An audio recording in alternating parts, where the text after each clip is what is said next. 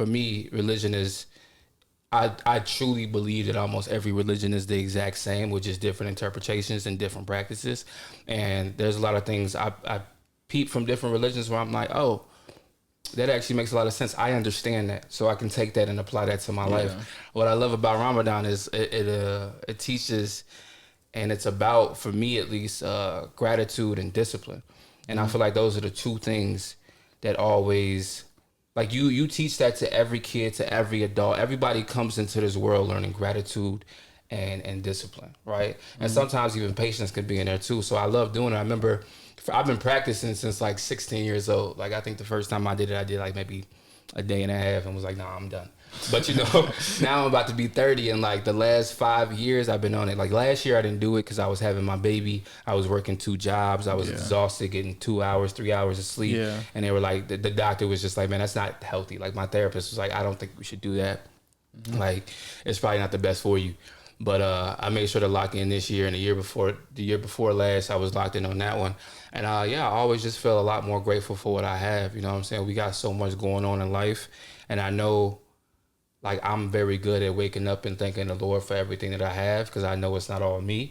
But, sometimes you lose sight of that. You know what I'm saying? Whether you're fighting with your girl, whether you low on cash, whether you trying to do a pod and it doesn't work out. You know what I'm saying? There's so many reasons to get frustrated and get angry at yourself. And when you're fasting from all of it, when that time comes to break fast, you're like, damn, bro, I'm just grateful. Because imagine how many people out there fasted today because they had no choice. Right, like, because they don't have food. Already broken, they been this numb and wow. I hide my feelings in liquor, I spill my mind to the crowd. I feel so lonely and bitter, it takes so much just to smile. They took another brother from us, what we supposed to do now? I need them pills for the power, I need to find a new route. I'm losing friends by the hour, I got my head in the cloud. Anything hit you besides being hungry? No, it really is the hunger at the end of the day. It's not just a hunger for food. It's a hunger for the lifestyle that I was living beforehand. Because, like, the food plays a part, but it's not just the food. It's the,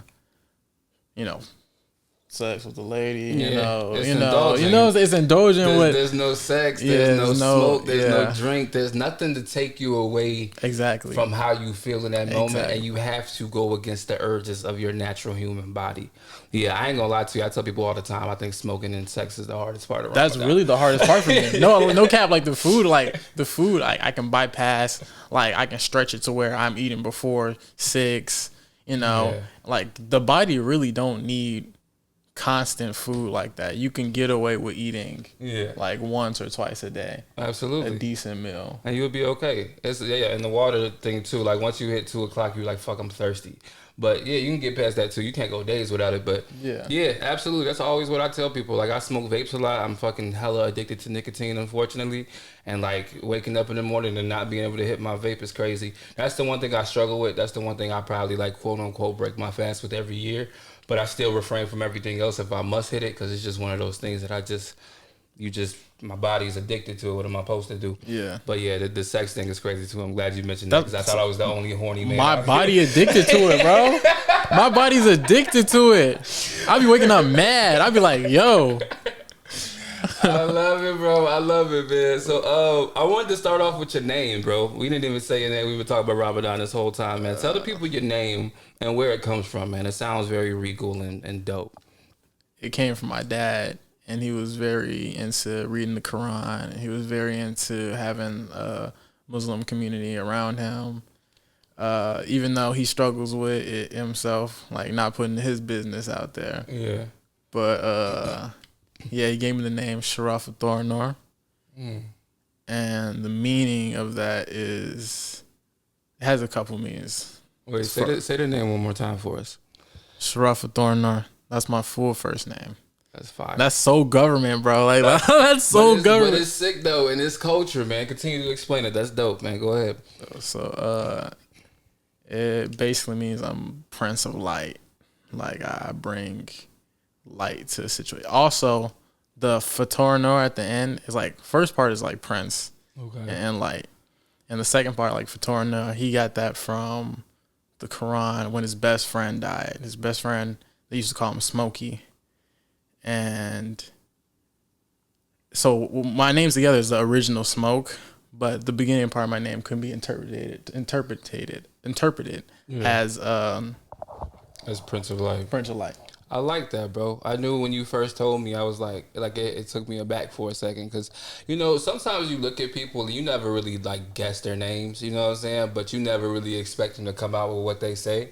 And so when you did, I was like, oh shit. So when you said you want to have on a podcast and you said that was your name, I was like, oh, for sure. Because I know there's something we can unpack there and something we can just crawl down these roads of culture, man. I want you to tell me where you're from. Like, where are you from? Where did you grow up? Are you from Chicago? Did you grow up here? Are you from different places? Where you born and bred? I was born here. The hospital I was born at was knocked down a long time ago. Was it Providence? Something like that. Providence 12. I'm pretty sure Chicago was yeah. They'll know what I'm talking about. They know what I'm talking about. But they knocked that down a long time ago. I was born here, raised here, went to school here. The most time I spent outside of Chicago was in Detroit. First maybe 5 years of my life. I didn't spend completely here because I would say like it was kind of back and forth with my mom's and my dad. Okay. Getting into that situation, they didn't have the best relationship at a certain point, and I ended up leaving here when I was born to go to live in Detroit with my mom. Okay, so your mom lives in Detroit, your dad lives here. Yeah. Okay, so is that like throughout your whole life or just in the first 5 years where you going back and forth? Yeah, that's the first 5 years though. Okay, and do you remember that any? Like, you know, it's crazy because sometimes like I remember things and like my sister look at me like, how the hell do you, bro, you was only 4 years old. How do you remember that? So like how much of Detroit do you remember?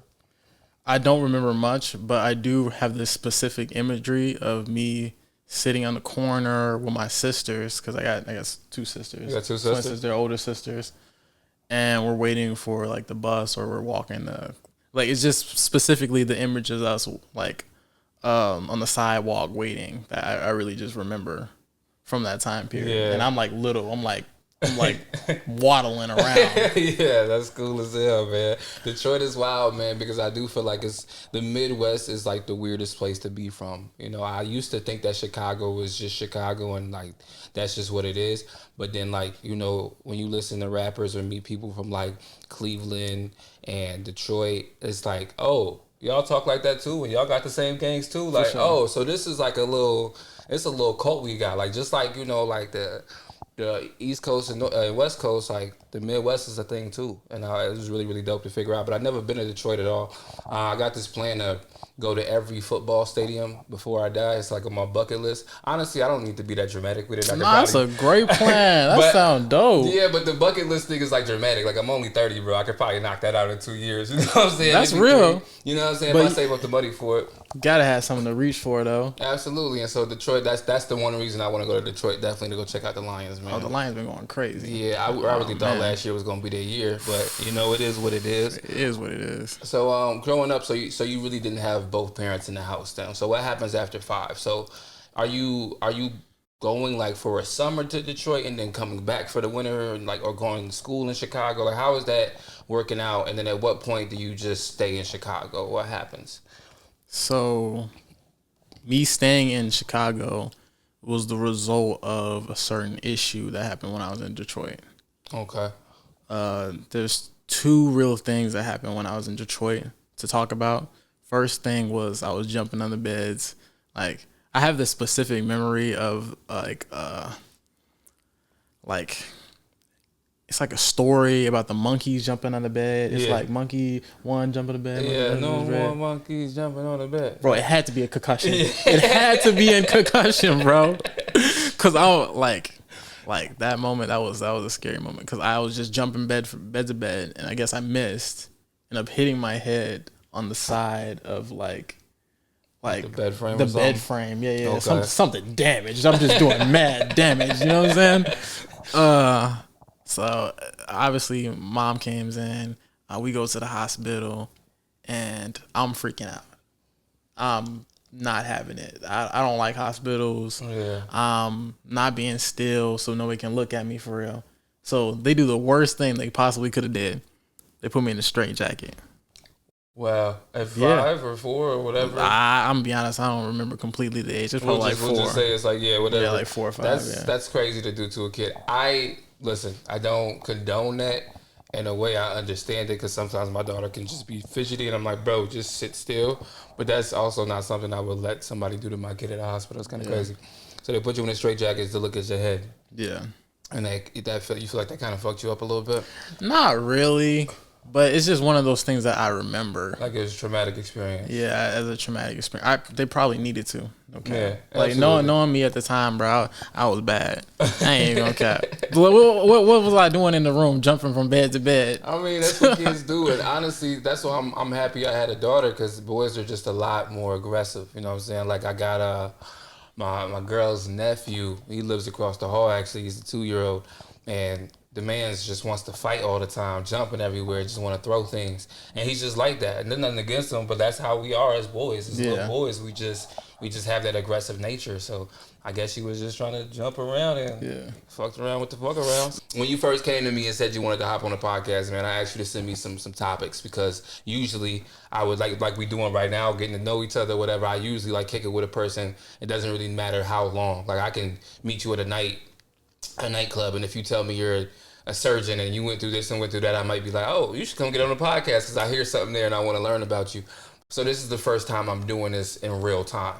It's like where I'm actually like learning you and going to ask you questions in real time. So that's why I needed those guidelines. But one of the first things on that text message was the psychological of early life and development, which I thought was beautiful. First of all, the way you said it is like where you was at mentally, because I don't think we ever think about it that way. I feel like a lot of people think that their problems and their mental health journey and everything in life is very present. Like they think it's always what's in front of them, but we forget that like this started when you was a kid, bro. Like a lot of this shit comes from like childhood trauma. And I know a lot of people don't like to like hold on to that because they don't want to blame their parents or be mad at anybody for when they was younger. But like the truth of the matter is, who you are today is because of what happened to you before. Yeah, and that's just how that goes. And when you said development, like that was a cool thing to think about, because you know, as much as we talk about our growth, we never talk about the development. Shout out to the GDs, but we never really talk about the development through it, man. And maybe I do, but I like targeting that word, man. So I thought that was really, really dope. So I wanted to touch on some of these experiences and share those, and what it takes to develop from a boy to a man. And I first wanted to ask you what being a man means to you, because nowadays, you know, with the gender neutrality, you know what I'm saying, there's so many different like sex identity changes. You know what I mean? You got being a straight man, went from being a straight man to being like now you're a cis man. And then you got a transgender man, and then you got a white man, and you got a black man. And all these different demographics and different communities have their own idea of what that man should look like and what that man should be. Not to mention, on top of that, you have women putting their input on what a man should be. And then you were raised a certain way to be a man. So like, I think men kind of just got so much different information of who they should be and where they should be at what time to be determined as a man, that sometimes I think it makes these kids nowadays just a little confused. When I was growing up, you know, like in my head, being a man was, you know, my father just always taught me to be integral. You know what I mean? Like just have integrity, tell the truth, take care of your responsibilities. Authenticity. You know, take care of be authentic, be there for your family. Show up when you need to. Do what you need to. Yeah. Respect your elders. And that's as best as you can do right now as a boy to become a man. Yeah. And that's all I understood. But what does being a man mean to you? I'm going to touch on all that. I'm going to touch on man, but I'm going to start with human. Okay. You know, I'm going to start with human because, like you said before, it's a accumulation of experiences that make you who you are. Absolutely. In a certain sense. At some point, being a man is being mature, being able to actually see, to actually like listen to yourself, to listen to other people around you. Whether or not you like it or not, because like you can hear the lesson all day, but if it's not spoken to you in a way that you can appreciate it and really download it into your mainframe. Okay. If you're not open, like we were talking about the shrooms before. Yeah. Like, not to say like kids are always high. Yeah. But in a sense, like when you're younger, it's like you're soaking in more information. Yeah, you're very malleable. Yeah. And you have less of a I don't know the word for it, but you're not trying to go against the grain. You're kind of just taking everything that you see and you're trying it and you're repeating it. Yeah. Yeah, you receive a lot more. So, and then at some point in time, we get blocked off and we stop receiving. And exactly. We get stuck in our ways. It's really because like you're saying, like boys back in the day, like you mess with color blue. You mess with blue, we got action figures for you. Yeah. We got, you want some sports, we're gonna put you in some sports. You know, it makes sense. I'm not saying that, you know, but it's like there's like a pathway from when you're born because you have a certain sex that it pushes you into a certain pathway. Absolutely. And I think a lot of what's happening right now, what you're saying with like the transgender community or LGBTQ is people fighting against those roles. But I'm gonna be honest with you. I think labels was one of the worst things that happened to humans. And I know I'm going too deeply into it. I'm gonna put back into it. I love it. No, keep going. Labels is one of the worst things that happens is because you put yourself in a box when you put yourself in a label. Is because just because you're one thing one day doesn't mean you can't be something else tomorrow. Man. And like getting comfortable with yourself as you are is a skill. Cause like not being comfortable, being uncomfortable is an anxiety. Yeah, and I would hate. I know so many people, man. Being from Chicago and mainly messing with people from like out south and out west, and people that I just feel like it's not even about where they're from. I always felt like I was around people who wasn't necessarily on the same wavelength as me. And as I got older and started venturing off to different tribes and different cultures, when I did find my tribe of people, it was that was understood. But and I don't want to sound like at first I used to have the fear of sounding weird, but like that's the truth of it. Like putting a label on yourself and being like I'm a man is only gonna put you in the box of not only what you think a man is, but what everybody else thinks a man is. Like, right? And I love the fact of you saying let's be human first, because that's what it's about. Like, just to interject a little bit, like that's how I kind of feel of being a man. Is like I've never woke up and been like I'm a man because of this. Like, no, I am a man because of my sex and such like that. But first, I'm human, and I very much believe in the act of to be a leader, you have to learn how to be led. So to most your definitely. Point of receiving, that's a great point. Fact. You need to say that one more time. Let them know. To be a leader, you have to learn how to be led. You know what I'm saying? And so a lot of people, like you said, that path of being born into a boy and, all this aggressiveness and you're a man and you take control and you're this and you're that, when you lead with that, you shut off yourself from like other ideas and other people who may have better ideas or know a better place to go or a better way to do something. And that includes the woman you with. You know what I'm saying? They always talk about, well, you the man, you supposed to lead her. And it's like, well, sometimes my woman might know better than me. You know what I mean? And there's nothing wrong with that. And you gotta be man. You gotta be man enough to stand down. Facts. That's really what it is. I was just talking about this. That's so dope that you said that. I was just talking about this with my girl actually. And, yeah, we were having a dispute, or more like a conversation, and just like talking about how we got to where we were, and it was a deep conversation of just like, her saying like, oh, well, I wanted you to be this and lead me this way, and I was like, well, yeah, if that's what you want, I can do that, but I don't have a problem with you leading either. Don't feel like you have to submit. Yeah, she was talking to me about submission, and I was like, don't ever feel like you have to submit to me, like.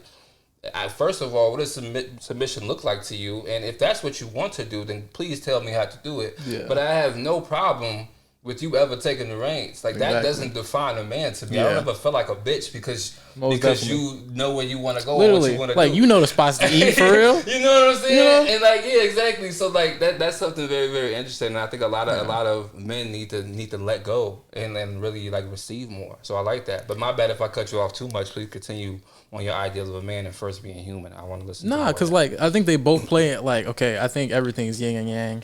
Like you were saying before about the different religions, it's just light and dark, and a lot of the religions it's just everybody's talking about the same things, and I think a lot of it's like light and dark.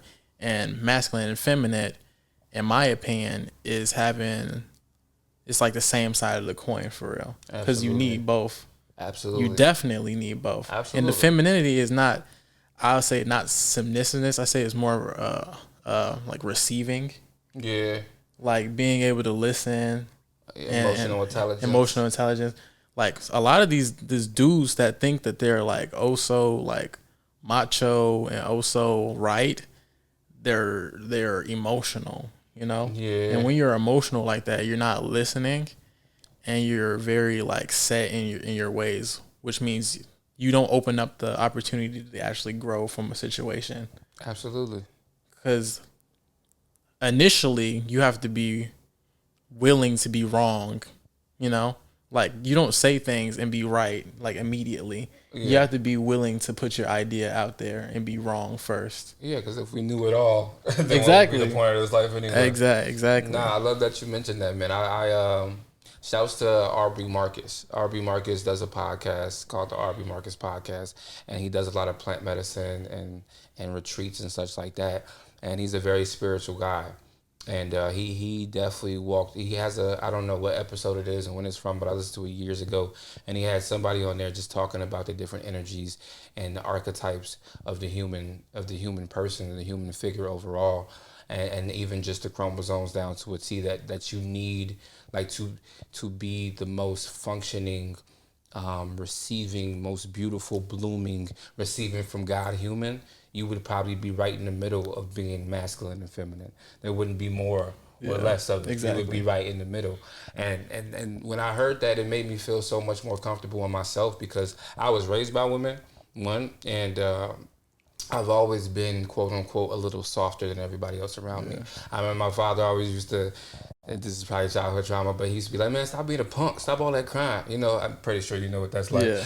And like, you know, you constantly grow up that way, but you can't help but to feel your emotions. And like, my mom was erratic, so I was erratic, and like everything was just kind of this and this and that. And I never got out of those ways, but it was the best thing for me, because I was able to hear people. I was able to like take care of other people's emotions, because I could feel them. I can understand that. And people always called me soft for it. Like, as I got older, women called me gay for it, and it was all these different things. And I'm so glad that like I had the confidence in myself to be like, nah, this is cool. There's nothing wrong with me. Y'all trying to make me weird because I care about my emotions and I care about yours. Something about that ain't matching up. No. Okay. Like, let's talk about that real quick. Yeah, go for it. For you to point the finger, you got to have what is it? 4 pointed towards you? Yeah, facts. Or 1 and 3 pointing back at you. Yeah, 3. Like yeah. Y'all know the phrase. Y'all know what I'm talking about. But like, really, it's an inner insecurity when anybody's saying anything negative to you. It's something on their part that they got to work on. Yeah. Because like, if you see it that way, it means you need to do some softening up, you know? Because like, like, we supposed to be friends. We supposed to be this. We supposed to be that. Why do I feel like I have to be a certain way with you? Because maybe you have this ideal from your upbringing that's bringing you to a certain place. All facts, bro. All facts. And I'm not going to continue to change myself for every person I get around. That would lack integrity. Literally. And in my definition, that would lack being a man. So I'm not going to do that. Literally, bro. Nah. I'm being a man by standing my ground right now and telling you I don't really care what you got to say for real. Absolutely, man. And I'm like, I got this idea, man. I really want to, broaden my podcast and broaden my voice and go talk. I used to teach kids music, and it was my favorite job ever. And the program just never got restarted because we didn't have the funding.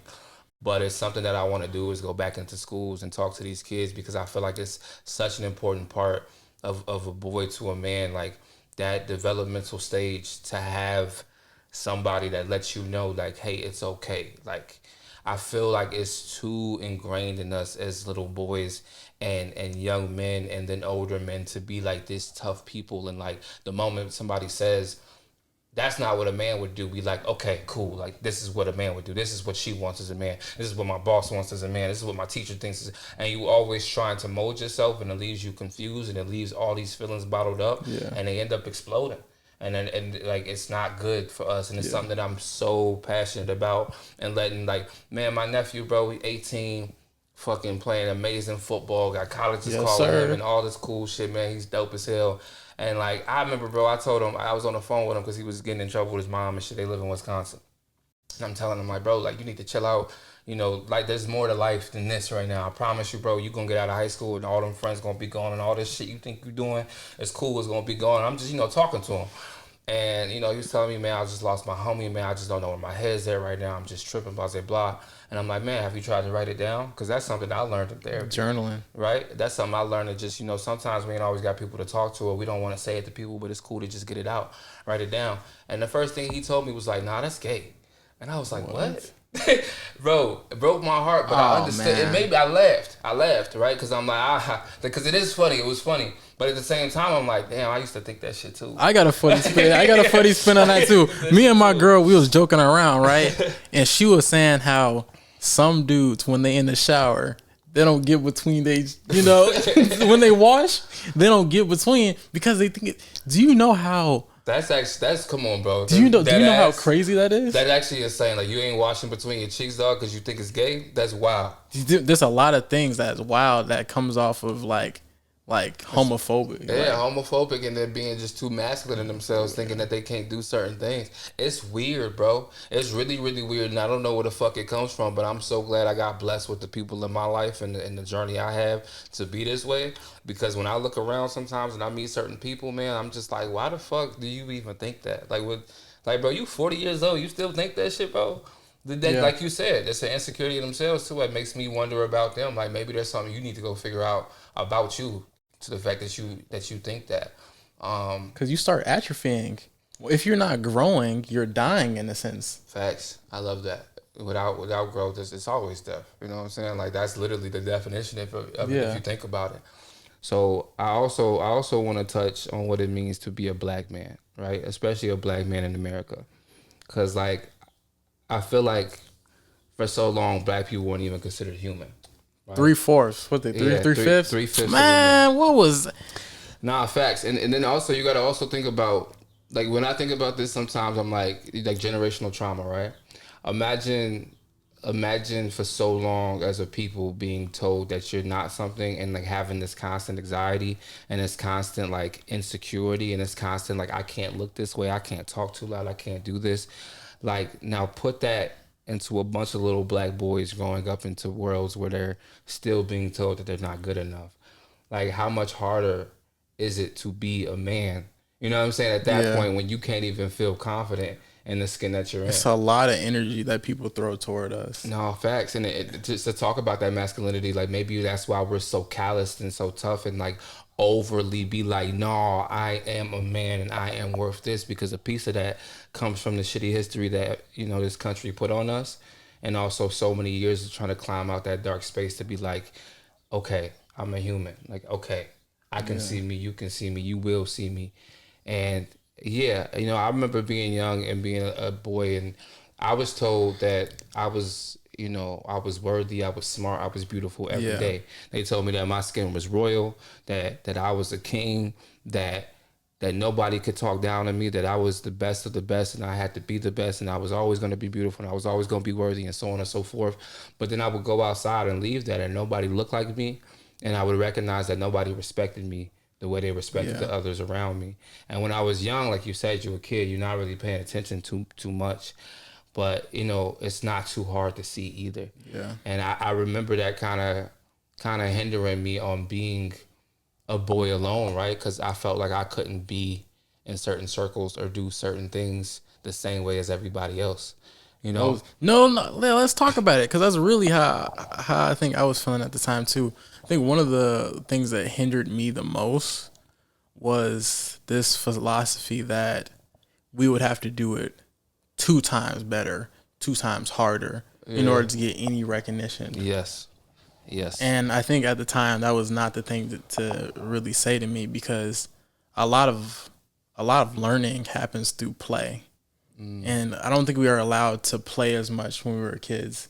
Yes. Because of the stigma, the situations, the judgment you felt like you were gonna get behind it. Like this kid may be like, this white kid or whatever kid. They're just not a black kid, right? might be screaming at the top of their lungs on this slide, and I want to do it too, but I feel like I can't because then they're gonna look at me different. Like he's just a kid having fun, but me, exactly. I'm a little monkey that's just untamed and fucking crazy. Exactly. Yeah, and it does ruin your. Yeah, I like that. Keep going on that shit because you're right. Yeah, hella right on that. When you're in class and you're thinking about a situation earlier in the day, because I'm not saying that black people have more like difficult situations than other races, but if we're like broaden it to men a little bit, yeah. When it's hard at home and you got to come and pretend like it's okay somewhere else, yeah, you're not in like play mode. You're in survival mode. You're thinking about what's happening later. You're not learning for real. Yeah. And it stunts a lot of people early. It stunts them in how they see the world, how they see themselves. Absolutely. And you don't have enough empathy around you or sympathy or anybody that cares or understands where you're coming from. So instead of them asking and trying to figure out what's wrong, they're just telling you that you're learning slow and you're not as smart as us. So I'm going to put you in this class and hold you back and make a fool out of you. Another almost. Stigma. Yeah. Now you the class clown. Yeah. Now you the hindrance to the classroom. Now you get detention slips. And now since it's reinforced over time, you become more of that thing, unfortunately. Yeah. You okay, y'all saying I'm this. Okay, well I'm this. I'm a fall into it. And just like kids do, right? We're mad, like, and that's why I try to talk to my daughter like that. I try to tell her, like, we say all the time, like, man, you so crazy, and we don't mean it that way. But my grandmother came here just like a couple weeks ago, and she was like, stop saying she crazy, like call her silly. Yeah. And I realized what she meant by that was like, yo, kids are gonna believe what you call them. Don't call them stupid. Don't call them this. Like, because they're gonna take that and run with it. And I remember kids saying that growing up. I remember kids being like, yeah, I'm slow, because they just were so used to hearing that. Yeah. And they didn't feel it was bad or good. They just felt like it was the truth. Yeah. And then if it made people laugh, that was a plus. And you're learning the language. Like, you're looking at the definition. Like, people nowadays, the dialect has changed so much to where we have different nuances for words. Like slow, we know that's like silly. Okay, I'm just being a little dumb right now, Yeah, exactly. But like slow, when you look at the dictionary definition and you're a kid and you got fresh mind, you're like, okay, I don't get things fast. I don't get things quick, and that implies that other people get things fast and everything gets in people. Yeah. Everybody else gets things fast and quick, and that's not true. And it alienates you, right? And like you already feel alone because my skin looks different, my household is different, things are different, and you guys are making me feel even more different. And then if let's say you get sent to that slow class or whatever the case may be. When everybody looks like you there, you get comfortable there because they look like me.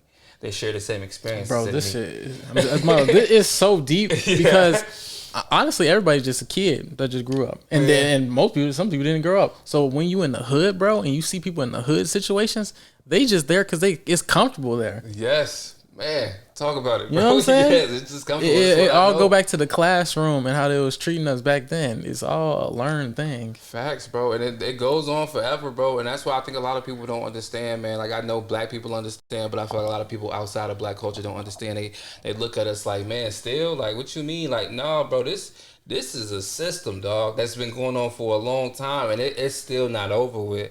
And it's something like that if you're blessed enough to pull yourself out of it, you do. But there's so many other people that know the stories, but like you said, they just comfortable. It just is what it is. This is just where I'm at. Yeah. These are where my people at. And like, how many people haven't been downtown? Because nobody downtown looks like that. That's what I'm saying. Like, y'all live 30 minutes away and y'all never been down there. Ain't no money down there. Ain't nobody doing nothing down there that I need to do. My family ain't out there. My auntie ain't out there. I don't need to do that, man.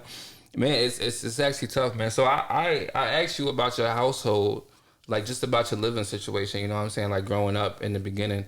And I originally asked you that because I think that much affects the process of growth, right? Like you was even saying, like, as a kid, sometimes things at home ain't the best situation. And so it's hard to even learn. I have a very deep history with mental health, I think, because from a young age, there was a lot of things that didn't make sense to me. Mm-hmm. And I was trying to rationalize it. I was trying to make sense of it. And I was really good. I was really good at it. I was good at understanding, okay, she's mad right now. I need to go somewhere else. Okay. And do something different.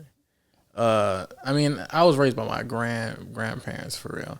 And she used to work, hard job. Her husband, not really doing nothing for real. My grandfather, it was really just her trying to work and get it together for me. And my dad brought me from Michigan without really a plan. He didn't really have too much going on either. Okay. So he brought me, but he's not really taking care of me like he was supposed to. So I'm really fall onto my grandparents. Okay. Did he just take you and not your sisters? Well, sisters aren't his kids. Okay, so that makes sense. So they stayed with your mom. Yeah. And then he came and got you. Yeah. And then he came and got you really without a plan. Yeah. And he kind of just threw you to his mom? Yeah. Okay, that makes sense. So like growing up, are you not seeing your father a lot? Is he just out there trying to get it, trying to make it happen? Or you just know? He like in the street, like, okay, well, a little bit more information is he got shot around that time. He got shot in the leg several times. Okay. So he was going through a lot. Yeah. And then then how to walk again, physical therapy and such, just healing up. Also then street stuff that come with that. A lot of street stuff to come with it. I understand. Yeah.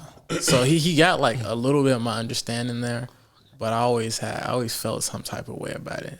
I kind of thought I rationalized it within myself. Mm-hmm. Like I made it make sense in my head. But at the same time, it was kind of like, wow, you didn't really try that hard for me. Yeah, and at what age do you think you came to that conclusion? Was that something that you felt early as a kid, like 10, 11, maybe in high school, that you kind of was like, man, bro, nah, you ain't do that, or is that something that you still kind of fighting with today? I say still fighting with today. It's not even a fight no more. It's more like I really just want to see the reality of the situation. I don't want to put like no tent on it, but I have no choice to put a tent on it. Yeah. But I get your side of the, like, now that I've grown up more, he's talked more about the situation and what he was going through. I ain't gonna blast all his stuff out. I'm not gonna actually do that. But he did tell me some more things that was like, okay, you was traumatized. Yeah, he was going through something. Yeah, absolutely, man. I can definitely relate to that. When I was I probably told this story a lot of times on this podcast, but like I said, we meet each other in real time. So when I was born here, and my dad was always in the streets, just always moving, always hustling, just always one of those guys. And he, my mom and stuff like that, they had me and they moved to Iowa because he had a lot of drug money, a lot of money, and there was, I guess his drug operation could work better in Iowa, and like his money would go farther in Iowa. So we had like a house and our own rooms and bikes and shit like that. Like I was truly a middle class kid with no worries, just in the middle of a bunch of white people. So that's what I meant when I said coming up as a black boy. Like it was just like nobody really looked like me or understand me though. Yeah. But sure enough, house got raided. That all fell apart. And when I was about 8, 9 years old, they came in my house and dragged my father out. My mother wasn't even there at the time. She was visiting her mom in Chicago. So that happened and got taken away. And then I had to move to Chicago with my mom by myself. My sister and brother, older sister and brother at the time, stayed. And I would have finished high school, I believe, or like just finished the year out. And so it was just me and my mom. And my dad was locked up for 10 years of my life. And at first, my mom was, trying to get it on her own. She came back and got like an old job that she had. And I just got put into a school, and she just, we didn't even really have beds yet, bro. We were like sleeping on pallets on the floor, and like, she was just like, you got to walk, here goes a key. You got to lock the door like this, and you got to get yourself to school and get yourself back. I mean, she took me the first 2 days. And after that, it was all up on me, and I had to come home and, figure out how to make a sandwich and do that and so on and so forth. So like, it was just a weird situation being a boy because everything happened so fast. I went from everything to nothing, and then my father was no longer there. And just to relate to what you were saying, like when it comes to that realization of just like, man, I don't feel like at the time it didn't make sense. As I got older in high school, I myself kind of dabbled in the streets, so I understood the money and where things were coming from and how you had to make these moves to do the best for your family. So I did rationalize. I was like, oh, my dad did the best that he can do with what he had, and look at how far he got us. He just got caught. You know what I mean? It's not his fault. But as I get older and I become a man and I have my own child and I realize all the different things I could be doing, I'm like, nah, son, You know what I'm saying? Nah, bro. But at the same time, it was a different. Well, I kind of Michael. It was a different age though, for real. It really was different. Like, not to say the opportunity is different than it was back then, but it most definitely is. The internet age, there's more ways to make money than ever. Yeah, no, absolutely, and like, you know, I still get my money on the side here and there, but you know what I'm saying. But no, but I feel you though, because I mean, I feel like even when he came out, he didn't do it. Like I know, like you said, that there was trauma that came with his life, and there was trauma that came with prison. I mean, being in prison for 10 years, I imagine you did not come out the same person. So having to rebuild yourself and become a human again, you know what I'm saying? Because even in prison, you're considered 3/5 of a man, right? And just another statistic. So having to rebuild himself and get back on his feet, I imagine being a dad was probably not the easiest thing for him to be, or the main thing that he was thinking about. But you know, now that I'm a father, I think about that, and I think that's the only thing I would want to be. Yeah. You know, I now more than ever, having a kid, understand that, you know, it sucks not to have things, and it sucks to have to tell them no. But 90% of that shit is just being there. Just be there. You know what I'm saying? Yeah. I don't care what you're wearing. Just come to the fucking softball game. Exactly. I don't care if you got a haircut. Just come to the softball game. I don't care if you got some new shoes for my birthday. Just be there. You know what I mean? I don't care what type of lie you got to give me for the reason why you came with nothing, but at least you here. You know what I'm saying? You can play with the toys that somebody did give me. Yeah. You know what I'm saying? So I just saying that to say that I do kind of understand that rationalizing experience as a boy and then getting older and feeling like something ain't adding up and kind of harping that in there. I actually interviewed my dad and actually like 2 years ago. So as a grown man, I got to interview my dad and talk to him about it. And I do, you know, empathize with his story, but like I still have like a piece of me that's just like, nah, son. Like, you know what I mean? Like I deserved more and you could have did better. Exactly. But I understand that all the way through. But that's history. That's spilled milk. Like we talking about all this stuff to become a man and stuff like that. A lot of that is just maturing, you know. Yeah, and maturing, like to say, like forgiving, and taking that. Yeah. Because if you don't forgive, bro, not to say, you know, you're not hurting whatever, but you really just hurting yourself at the end of the day. You're robbing yourself of the now, the present, seeing something else. Yeah, exactly. And I think it's hard to realize what that is. You know, that's why I think therapy and mental health is so important to ingrain in your kids and yourself at a very young age, because it took me to 26, 27 to even understand what communication was and understanding what forgiving would do for me. You know what I mean? Yeah. But you're right. That is part of maturing, and that is part of becoming a man. I could highlight, though, and see the silver lining now, looking back and realizing that situation as a kid, as hard as it was, and it wasn't ideal for a kid to grow up that way, nor could I be actually like a real kid. There was so much things it taught me, right? Like it made me confident.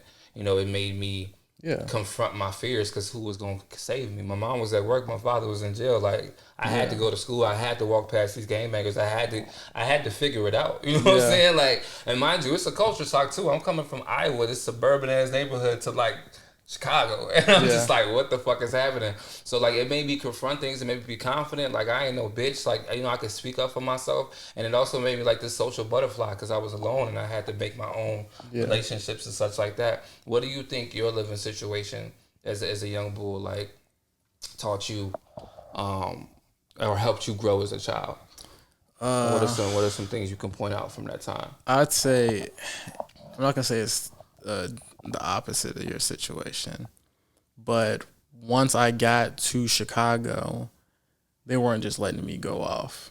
I mean, I say they was letting you go off. Yeah, I just had to go to school. You know, that's what I'm saying. Nah, facts, but they was like with me. Like they was like, yo, we're taking you to school. We're picking you up. We're going to school. Taking you up. Like I didn't really have to take the bus or nothing like that. Okay.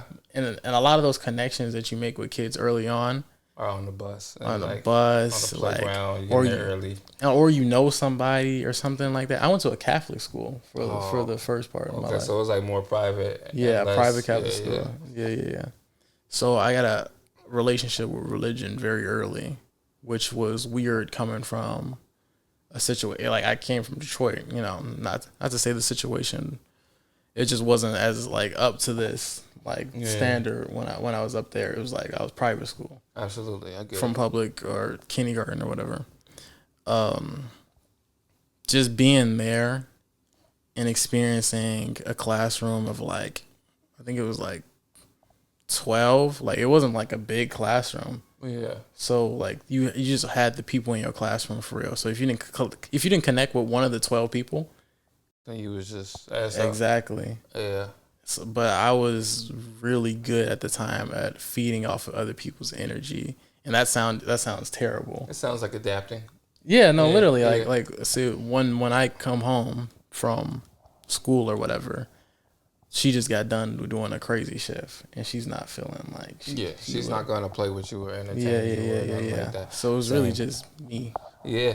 And then like I had my siblings. I was like, dad I didn't really talk to him too much. It was me Trying to entertain yourself and trying to figure it out.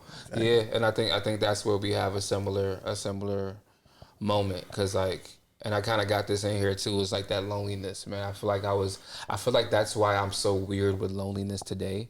Like, I love being alone. Like, I actually like. No, I appreciate it now.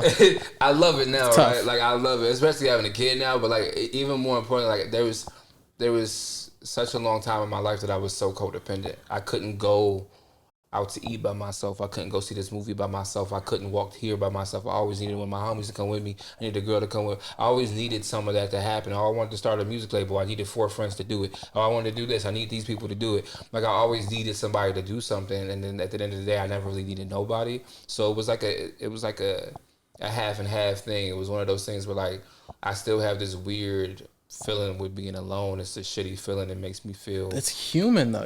Like, since we've kind of like been a little detached from it, we forget that we're supposed to be attached. We are very social creatures. Yeah, we're not supposed to be alone. That's what I'm saying. Yeah. We're not supposed to be alone. Facts. We do feed off of people. We do like to bring, like, sometimes you're in a good mood because you don't want to bring nobody else's mood down, and that can bring you back to a good mood. You know what I'm saying? So yeah, bouncing off of each other. That's what I'm saying. You bounce off. Yeah, exactly. And that's a cool thing. That's a cool way to look at that. And I think that's why probably being alone feels so shitty. There's nobody to bounce off of. But at the same time, now that I'm older, and I walk through it now, with that confrontation with myself, that confrontation with solitude and peace makes me feel at home. And now I can like be with my demons and my spirits and be like, okay, this is cool. But it also like, kind of brings back that trauma. Like, damn, I wish my mom was here. Like, damn, I wish my brothers were here. Like, the fuck am I doing? Like, yeah. But it was dope because that's what got me into music. I was watching BET every day when I came home and shit. And I figured that out, man. No, I was like I didn't get the culture too much either, which is kind of messed up. Like, by going to a Catholic school? Yeah, like That's fair. I didn't get the whole like feel of being immersed in the culture because I didn't have those relationships. So when I was by myself, bro, I was doing my own thing, bro. Like, I'm talking about anime, I'm looking up history, I'm just doing like things to keep me cooking channels and shit. You know what I'm saying? Just learning. Yeah. Like, I'm just like learning and feeling. Like, when I look back at that point in my life, I think it makes me like how authentic I am now. I'm not like afraid to say what I stand on or whatever like that. I enjoy what I enjoy for real. Because like what I noticed immediately after being in a private school, after I got out of 8th grade or whatever, going to a high school that was public, they all had this like, oh, let's talk about this meme from yeah. I didn't go to middle school with them. I didn't I wasn't a part of it. No connection there, nor was your brain kind of working on that. I wasn't super into sports. I wasn't super into like I understand that. things. I played a little basketball, did a little boxing. I was gonna say you better. You're like 6'3", ain't you? I'm 6'2", with the shoes on. Nah, facts, man. I'm glad. I was fat when I was a little kid, though. I was a little pudgy. That also changes things too, man. It was like a whole situation. When I tell you, it was a whole situation. Like, introduced religion, I was getting pudgy. I was worried about a lot of stuff at those ages, bro. So you were a completely different kid at that time. Yeah. Okay, tell us a little bit about that, man. Tell us about religion as a kid. I know when I was a kid, so before my mother died, she was identifying as an Israelite. I got like all of her books over there and shit like that. And my dad has always been Muslim, but he grew up Christian. But I actually finally said a Shahada in prison like Like, you know, how ironic is that? That's always happens. It's a That's typical usually, story. yeah. But my grandmothers, you know, who also came in and helped me out when my father was locked up or whatever, they were absolute Baptist, Christian, heavy Christian ladies, like house South Christian ladies. Like, I don't even know how else to put that. But if you're from Chicago, I'm talking about 71st and Halsted. Almost. It's like, you know what I'm saying, First Corinthian ladies. And so I grew up with a lot of religion around me. I would say the structure, since my grandmother is from the South, she's very, very yes ma'am, no ma'am, your fork goes over here. This is how you iron your jeans. These are how things are supposed to go. You wake up at 5 a.m., we're going to eat breakfast, we're going to go here. Very militant, very like, this is what it means to be this. This is how you do things. You have to learn how to do things. And that was all to go to church in the morning. And I would just sit there and I kind of just didn't understand what I was being told. I would go into these Bible study classes with these kids I didn't know and I didn't connect with, and I didn't understand the story, and it was just, I just felt very alienated there, and I didn't get it, I didn't feel it. I ended up getting baptized randomly as hell, because I don't know, I think I got baptized at like, I don't know, like 10 or 11 or something, but I did that, I think, because I wanted attention. My grandmother to this day still believes that the Spirit took over me and asked me to go do that. And now that I'm older, I do believe in some of that. I do believe that God was looking out for me and was like, I know you don't get this yet, but walk with me over here. We're going to be okay. But at the time, I think that, you know, just in this big ass church where everybody's talking and I'm a kid, so stay in the kid's place. You don't speak up. You don't speak unless you're spoken to. You say yes, ma'am. You say no, ma'am. You say excuse me. You say, you know, I was very scared of my grandmother growing up. But at the same time, it made me like disrespectful. I think that's why I got the manners I do now. Yeah, I'm an old soul. Exactly. For real. Exactly. And I think I did it for attention at the time, but that was as far as I got with religion. And then as I got older, I kind of just was like, man, I believe in God, but I don't really rock with the ceremony of it. And that's not even because I don't rock with the ceremony of it. It's just because the people in there seem to be completely opposite of what the fuck they talking about. So how was you as a child? Real quick, mind me ask, like, what is your religion? What's like? I don't subscribe to any religion, man. I think that means I'm agnostic. Is that what that means? Yeah. I feel like I fall into the agnostic range too. Absolutely. I do Ramadan because, like I said, it's just discipline. Like, there's theory to the practice, man. There's like definitely a benefit that you get, even like going back to my situation and because we used to go into church on Thursdays and Sundays. Thursdays was just for the kids, for real. That's just kids. We got the whole 1st grade to 8th grade in the church doing the thing. Absolutely. And what I'll tell you about that back then, it was so innocent in my mind. It was like people generally trying to understand, like everybody kids. So obviously the younger ones are a little bit more rowdy. They're trying to get them to quiet down. But when it's quiet, like everybody's paying attention, it didn't have that feel of going now and then you know who's sitting next to you like 3 pews down, didn't cheat on his wife. You know what I'm saying? Like it didn't have the same feel. It was like innocent. It was like I value kindness very early. I value stories, parables very early because the parables made sense to life in terms of like adapting to certain situations without just being reactive. Absolutely. Being able to see the bigger picture. Yeah, there's always a lesson in every single one of them. Yeah. Right. It's like you don't have to believe this actually happened. Like sometimes I feel like people take that shit way too. Exactly. It's like, come on, bro. Now you just doing too much. What did you learn from the story? Like, come on, bro. Like, real, bro. You don't have to believe any of it, but like, there's a lesson here. Just like in every movie you watch, you know what I'm saying? In every Fast and Furious movie where they flying Tom cars. Cruise didn't really slide down the building. You feel what I'm saying? Actually, I see the video. He did? He do be not my fault, Tom Cruise. I ain't gonna lie to you. Stop. Tom be getting busy. Tom be going crazy. Tom be getting busy, yo. I ain't gonna lie to you, bro. So, like, at the time that you had fun with it then, probably. Because a lot of people were your age around it. Yeah. And, but one thing I'm going to say, like, since I talked about the positive, I got to talk about the negative. Okay, yeah. The negative, in my opinion, comes with this anxiety about doing wrong things. You know, like things that are very natural to the course of who you are as a human being. Like, I'm sorry, humans lie. I'm sorry, humans have sex out of marriage. Humans do a lot of things that they say that they're not supposed to do in the Bible. All facts. And that's why another reason why people fall off of it, because they're seeing people, the whole list of people do the things against what you're saying, like they're being hypocritical. Exactly, and nobody's gonna be perfect about it. And like I think that's what threw me off is like the judgment behind it. Now, when I ran into people who were like, "Oh, I know you're sinning. I'm a sinner too." Like when they was talking that way, like I remember I went to ICI when I was younger, and it was like these 20-year-old kids that were fairly young coming out of Bible camp and like just letting us know, like, hey, like we're not perfect either. Yeah. That is what I related to. That was cool. But don't get up there and tell me you perfect and you should be doing this. Exactly. And you caught me smoking cigarettes behind a gas station, and now I'm like the worst human in the world.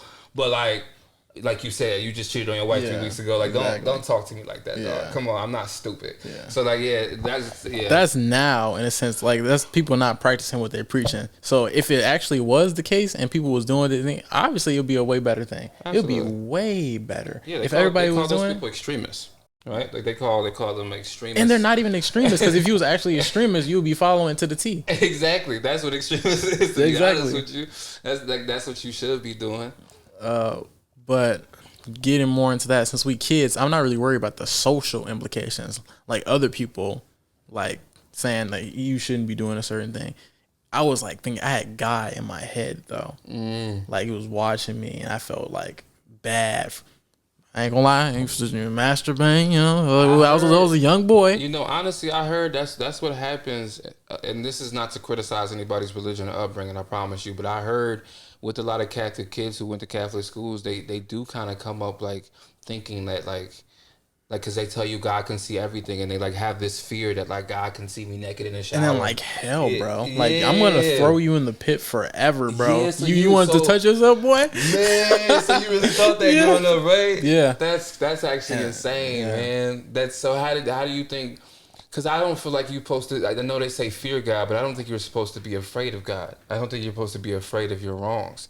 At that time, do you think that you like maybe had an anxiety-ridden, uncomfortable relationship with the ideal of God? No, I had anxiety in general. And like I'm saying, like people forget how everything plays in. Like all your environments play into each other. Yeah. Like how you act here plays into how you act over here. Facts. And my home life played into how I seen religion and how I seen church. Okay. And it was the anxiety of the future that I was afraid of. I already felt like a burden at my house already, because again, he brought me here and just dropped you off, and like she didn't sign up for that. Exactly. She had her own thing. She had her own life. She had her like yeah.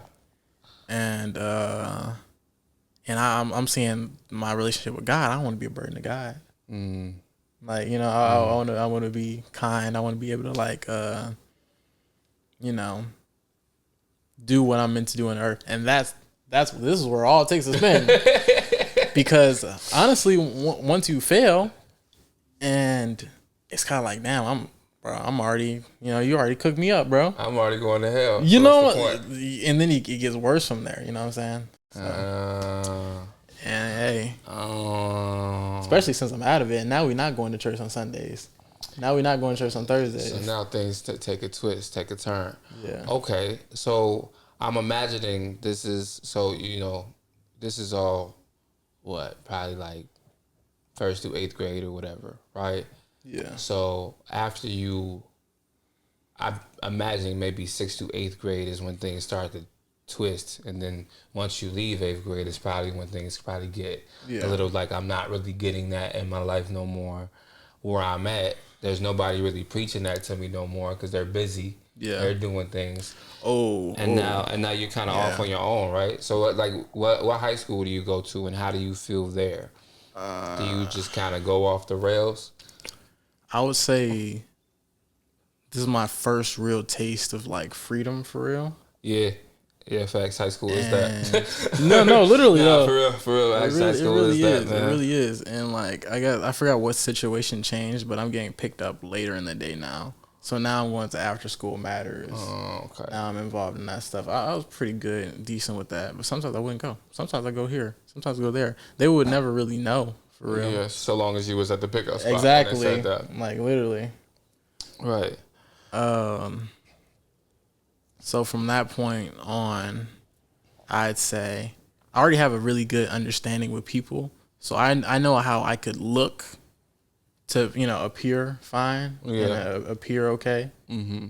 And when I'm in the confidence of myself, that's when I'm the worst version of myself. When I'm by myself, that's the worst version. Okay. So would you care to dive more into that? What do you mean by that? Where are you mentally at this point? I know you say that you're, like you said, you felt like you failed the Lord and you failed the ideal of this. So you're like, okay, well, if I'm already fucked up, I'm already gone.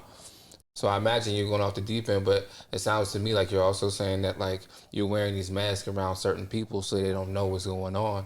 So what's happening when you're by yourself? Are you beating yourself up? Like what's going on? Everything. Because like I was a smart kid. Yeah. So I can dive as deeply as I want to go with anything, honestly. So let's say sex, for example. Yeah. That was just one point. I was just doing anything. No cap. Hey. I'm sorry, bro. I was like experimenting. It's like, cause like learning is playing. Yeah. And I opened myself up to play when I realized that I already kind of took the step in that direction, which kind of opened up the direction more. Absolutely. And then like drugs, substances. Yeah. I started smoking when I was like around that age, like 14. Yeah, I 14, 15. First time I smoked weed was 8th grade summer, going into freshman year. Yeah. I'm not saying like I regret, like me personally, I don't regret nothing I did in my life. Oh, you can't. Honestly, it made you where you are right that's now. That's exactly, because like the butterfly effect, literally. Literally how it goes, yeah. So, but when I'm looking back at those situations, could I have been smarter? Absolutely. Yes. And could I have been more attentive? More intentional. Oh, talk about it. Yeah. Like we gonna get more into later, but the third thing I was saying is just being bored. That's when you invite the devil into your life. Whether whether you relieve in it or whatever type of boredom whatever non-purpose is gonna invite disruption. You're gonna invite attachments onto your personality that didn't need to be there in the first place. Man, that is so much facts. You could have been happy without it. Honestly, yeah. You know what's crazy that you say that? As my mother used to, like when I used to say I was bored a lot, and I was on drugs at this time. Yeah. But when I used to say I was bored a lot, she used to ask me like, "Are you on drugs? Why you always saying you bored? Like, why are you always bored? I don't understand why you always bored." And she had my mother was like, she just knew me to a T.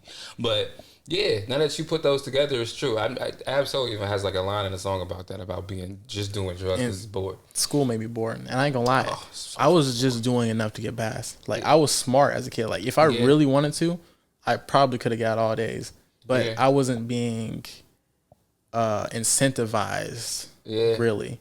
Yeah, and talking about developing, like you this kid who's kind of following suit, going where you're supposed to go, and then you get to high school, and like you said, people are picking you up later. They're like letting you walk to your classes on your own. Like we're not really over your shoulder no more, and you kind of letting loose. And I remember thinking I was a grown ass man. Did you feel that way too? Like you and all like, your who friends you talking to, bro?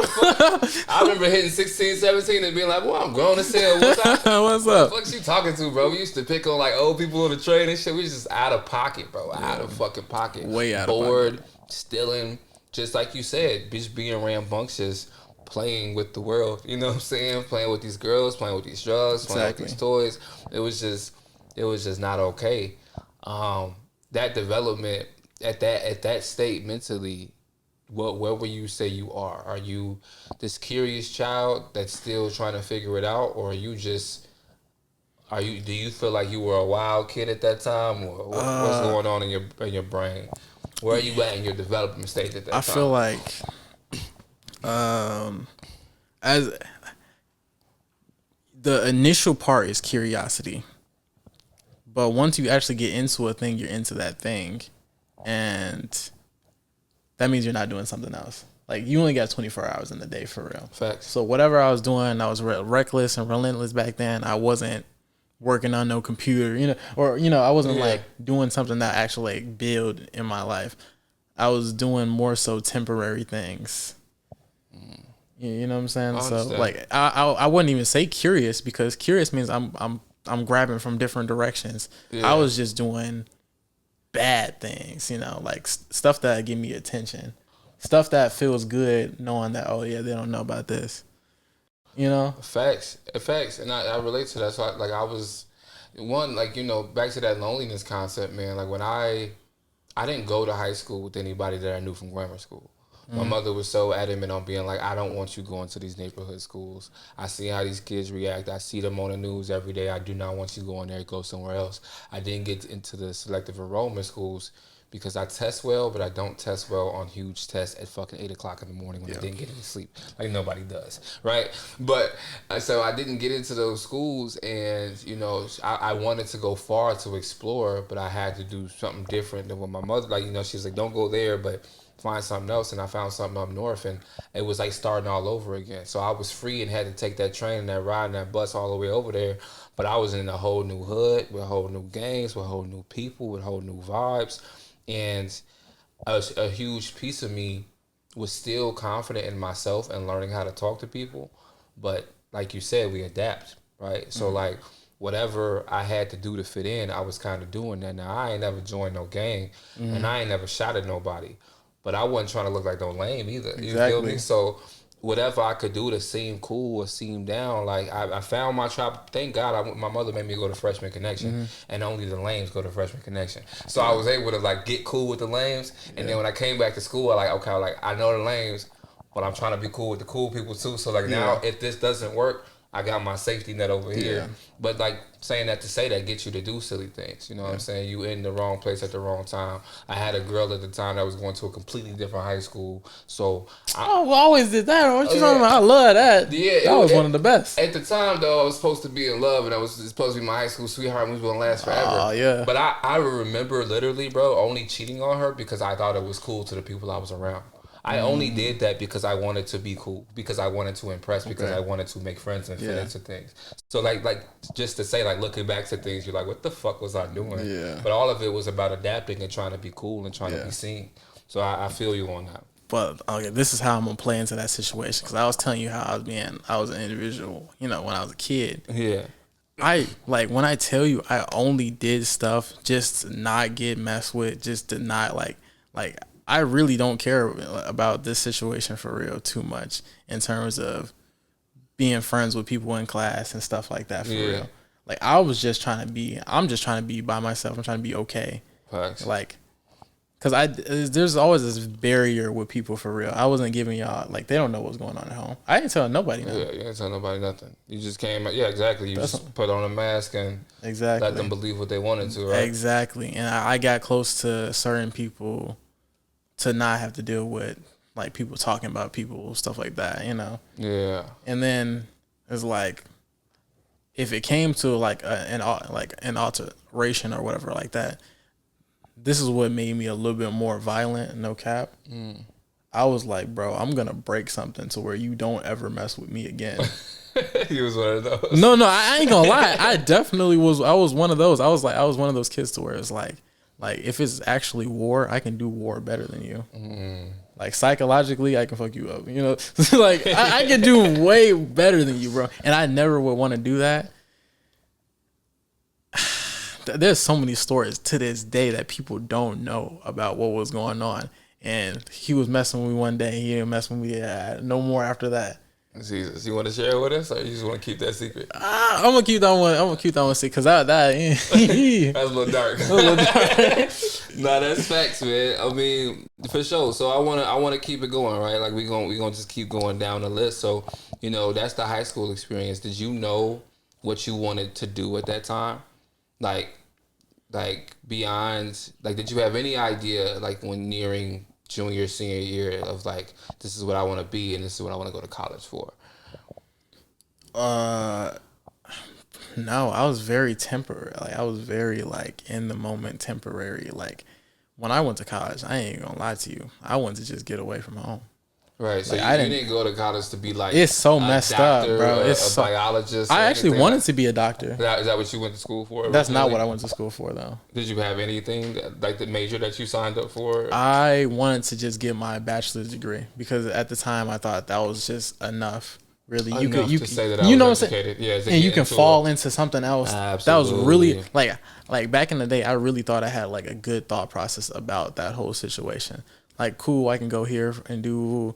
I'm seeing the work the first time I got there. I'm like, this is easy too. This is basically high school part 2. Yeah, it's basically because that's what they have to do. They have to run through your agenda. You're gonna be doing the same shit just to make Yeah. sure you got it, Yeah. and then you get to do all the cool shit. Interesting take though, man. I feel like a lot of people, I think, in tough situations, definitely work their ass off to get out of them. Right, like. Maybe people didn't like school. Maybe people didn't want to be a doctor. Maybe they didn't want to go. They didn't never even like the idea of college. But once they seen like, oh, it'll get me away from here. All right, bet. I'll pass that test. I'll do that. I'll go to the farthest whenever. I don't care if it's the shittiest school in Georgia somewhere. I just want to get the hell out of here. So is that kind of where your head was at? Like, man, I just need to get away from this. Man, I was a smart kid. Like, I'm always saying I was a smart kid, but I went right in between. Well, my parents, because I went to school in Michigan. Yeah, so you kind of went back to what you knew. Exactly. Like, I really went right in between Detroit and Chicago for real. Mm-hmm. And cool, I can go this way. I can go this way if I need to. That was really my vibe, to be like far but close at the same time. Yeah, I see that. So that it was just one thing I didn't like expect was like how, not to say harsh the winter was. It was kind of deserted to me. Like, you couldn't really go to many places without a car, and I did not have a car. Yeah, because Michigan and shit like that is spread out. Man, I bro. hate when I see places like that. Like I told you, my sister and them live in Wisconsin and everything. They don't have blocks. You can't walk to the corner store. Literally. It's annoying as shit, especially in the winter. I can't imagine how fucked up that is, bro. I had to make, and if, not to say like it was like desperate, like, but I made friends, and my friends had cars most of the time. Not to say I choose them because they had a car. Yeah, but it was a plus. It was definitely a plus. Yeah, I understand that. Absolutely. I am technically considered a high school dropout, but really what happened is I couldn't graduate on stage because of like not ever being at school. Like all my credits was there and I was acing the fuck out of these classes, but I never went to school because I wanted to do music and I was fucking bored. So I just went to the school. I went to the classes where anybody who would call my mom, I would go to their classes, and then once like fourth period hit, I'd be like, okay, cool, I can get out of here. You know what I'm saying? Sometimes I come back and go to creative writing because I was just so into poetry and so into writing. But yeah, so I couldn't graduate on stage, and I never went back to get my diploma. So technically, that's just how I'm labeled. I really wish I would have went to college. I wish I would have listened to my mother, but I was so hype on my musicianship. To this day, I'm fucking fire. Nobody can tell me different. I know I'm good at this shit. Like I know. Like everybody has that realization with themselves of like, this is what I'm good at and this is what I need to chase. A lot of people are just too scared to do it, right? Yeah. I know that I was fucking fire and I need that shit. Looking back at it now, if I did, I would have been better at the guitar. I would have been better at certain instruments, so on and so forth. But at the same token, I always wish that I, like you said, like just got away from here. Just wanted to go see something different. Like I've never really been anywhere. You know what I'm saying? Like I've been in Nevada, I've been to Georgia because my grandmother has lived in both of those places. But even then, like this is an older lady living in like townhouses. Like I'm not even really leaving there. You know what I'm saying? So I wish I would have seen the world a little bit more. In that transition from high school to college, and that once again, right, us kind of being on our own and trying to navigate the world. Where is your mind at then? How are you developing in that time? Are you becoming more sound on like, okay, this is who I want to be, or this is what I want to be? Are you still kind of playing with the ropes and just running into different people and adapting to your situation? Yeah. Where is your head at that time? I think the greatest way to start with that is saying how I was depressed in like high school. Like I felt very like depressed. Like most days I didn't want to go and do stuff. I didn't want to get out of bed. I didn't want to like participate. Absolutely. So there was stuff I was doing in high school that I seen like when I got to college was an opportunity to not do certain things, to feel better. Like this is a clean slate. Like me personally, I can wipe it all off. That's really how I felt. just like wiping my whole persona off, my whole energy off. I'm a completely different person for real. Like I'm honest. Not to say I wasn't honest, no, but I understand. What you're but like going I was trying to open up more. I was trying to be more disciplined, a good person. Yeah. And just using what I did as high school as an example of what not to do when I got to college for real. Like obviously I had my fun and stuff like that, but for the first, I say 3 years, I was on point. Like I was doing what I had to do. I was fitting into the role. Here's another thing, because like I was talking about before about eating and sleeping. You don't realize how certain things throw off your mood, your how you feel throughout the day, because we don't have a good awareness to our bodies and our minds and stuff like that. And weed can throw you off. No cap. Weed can completely. Weed is terrible. I literally, like, you know, I know some, sorry to cut you off, but I know so many people, because I used to smoke heavy, and I never forget one of my homeboys in high school told me, like, you need to stop smoking weed. It's not for you. He was always hating on me, though, so I was like, bro, fuck you. I'm finna do what I want. But nah, he was telling me the truth in that moment. He had did so much hating, I couldn't believe anything he said, but in that moment, he was being dead ass with me. He's like, bro, like, and I realized that too. I'm such a jovial, happy, talkative person. I got so much energy.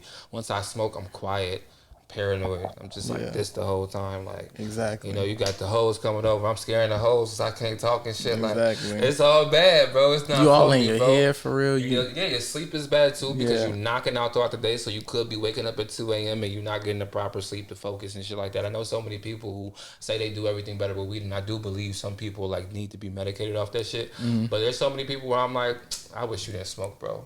Like we not getting shit done. Yeah. I used to be in the studio with people, and I'm just like, you just want to freestyle and shit, bro. I'm trying to make an album, bro. Like, what are you doing? Like, I don't want to do that shit. Yeah. That's why I kicked everybody. I always started doing my shit on my own, and I said, no smoke, no girls, no nothing. If you want to come work, come work. And everybody would be like, yo, why you never let nobody in your sessions? Y'all play too much. Yeah. I don't want to play with you, bro. This is serious to me. I really like to create, and I want it to be serious. And, like, you want to smoke and fuck around. So I feel But it's like you can mess around when you're, like, a veteran, you know? Like, you hardened to this. Yeah. But like when you're learning how to do stuff, and that's kind of how I see it at the time, I was learning how to do life. I didn't realize how these things were making me this way. I thought I was that way. Yeah. You know? Yeah, absolutely. And I didn't realize the things that were playing a part in how I was. Yeah. You know, I find it funny, bro, that like, I feel like a lot of times, especially as a man, like in life, they expect you to have it all figured out, right? Like, even through school, like you're supposed to know what you want to do before you get to college. And when you get to college, you're supposed to be working on what you're supposed to do.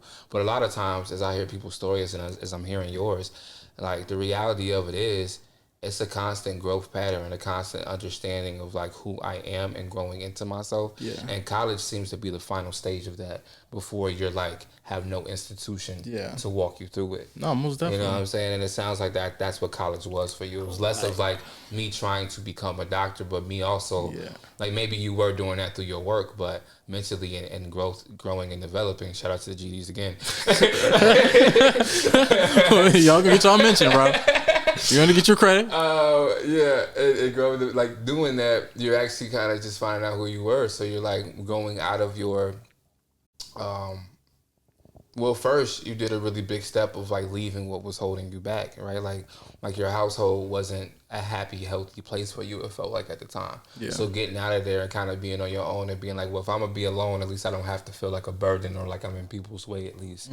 And then you're also growing out of being a person that's wearing so many masks and not letting people in, and seem like you're blooming a lot more and talking a lot more and coming into fruition with the truth of how you actually feel and kind of stripping some of that depression away.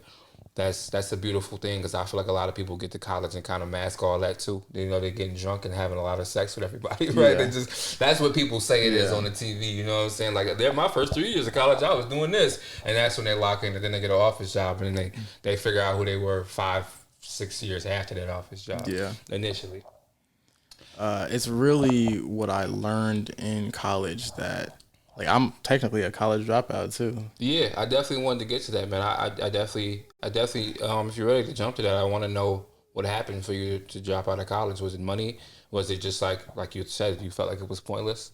I think like initially when I first got there, I wasn't depressed, but like we fall into similar patterns. Facts. We go back to what's comfortable. Yeah, we often. go back to what's comfortable, and I think it was really because of what I was learning about the world in college. Like the more in depth I learned about the history of Black people, Native Americans, just people who were discarded in this country. Yeah. Like the people that are not a part of the American dream, the white picket fence and stuff because like in order to have that imagery, there has to be no barrier for it. It has to be you just growing into it. And in a lot of the ways when they show that situation on TV, it's just like a white family. Yeah. Whenever it's like Black people on TV, there's always this like dying young in the hood, bro. Like not to like talk about but it's like the representation for Black people versus how other people get the feel of the American dream. It never really felt like I kind of thought I wasn't gonna make it to 30. Yeah. Like I really felt like I wasn't gonna make it. Like so I was just kind of like living life the best like I could. Like I wanted to enjoy myself. That's really the word. I wanted to enjoy myself. Yeah. Until inevitably I felt like it was gonna go downhill.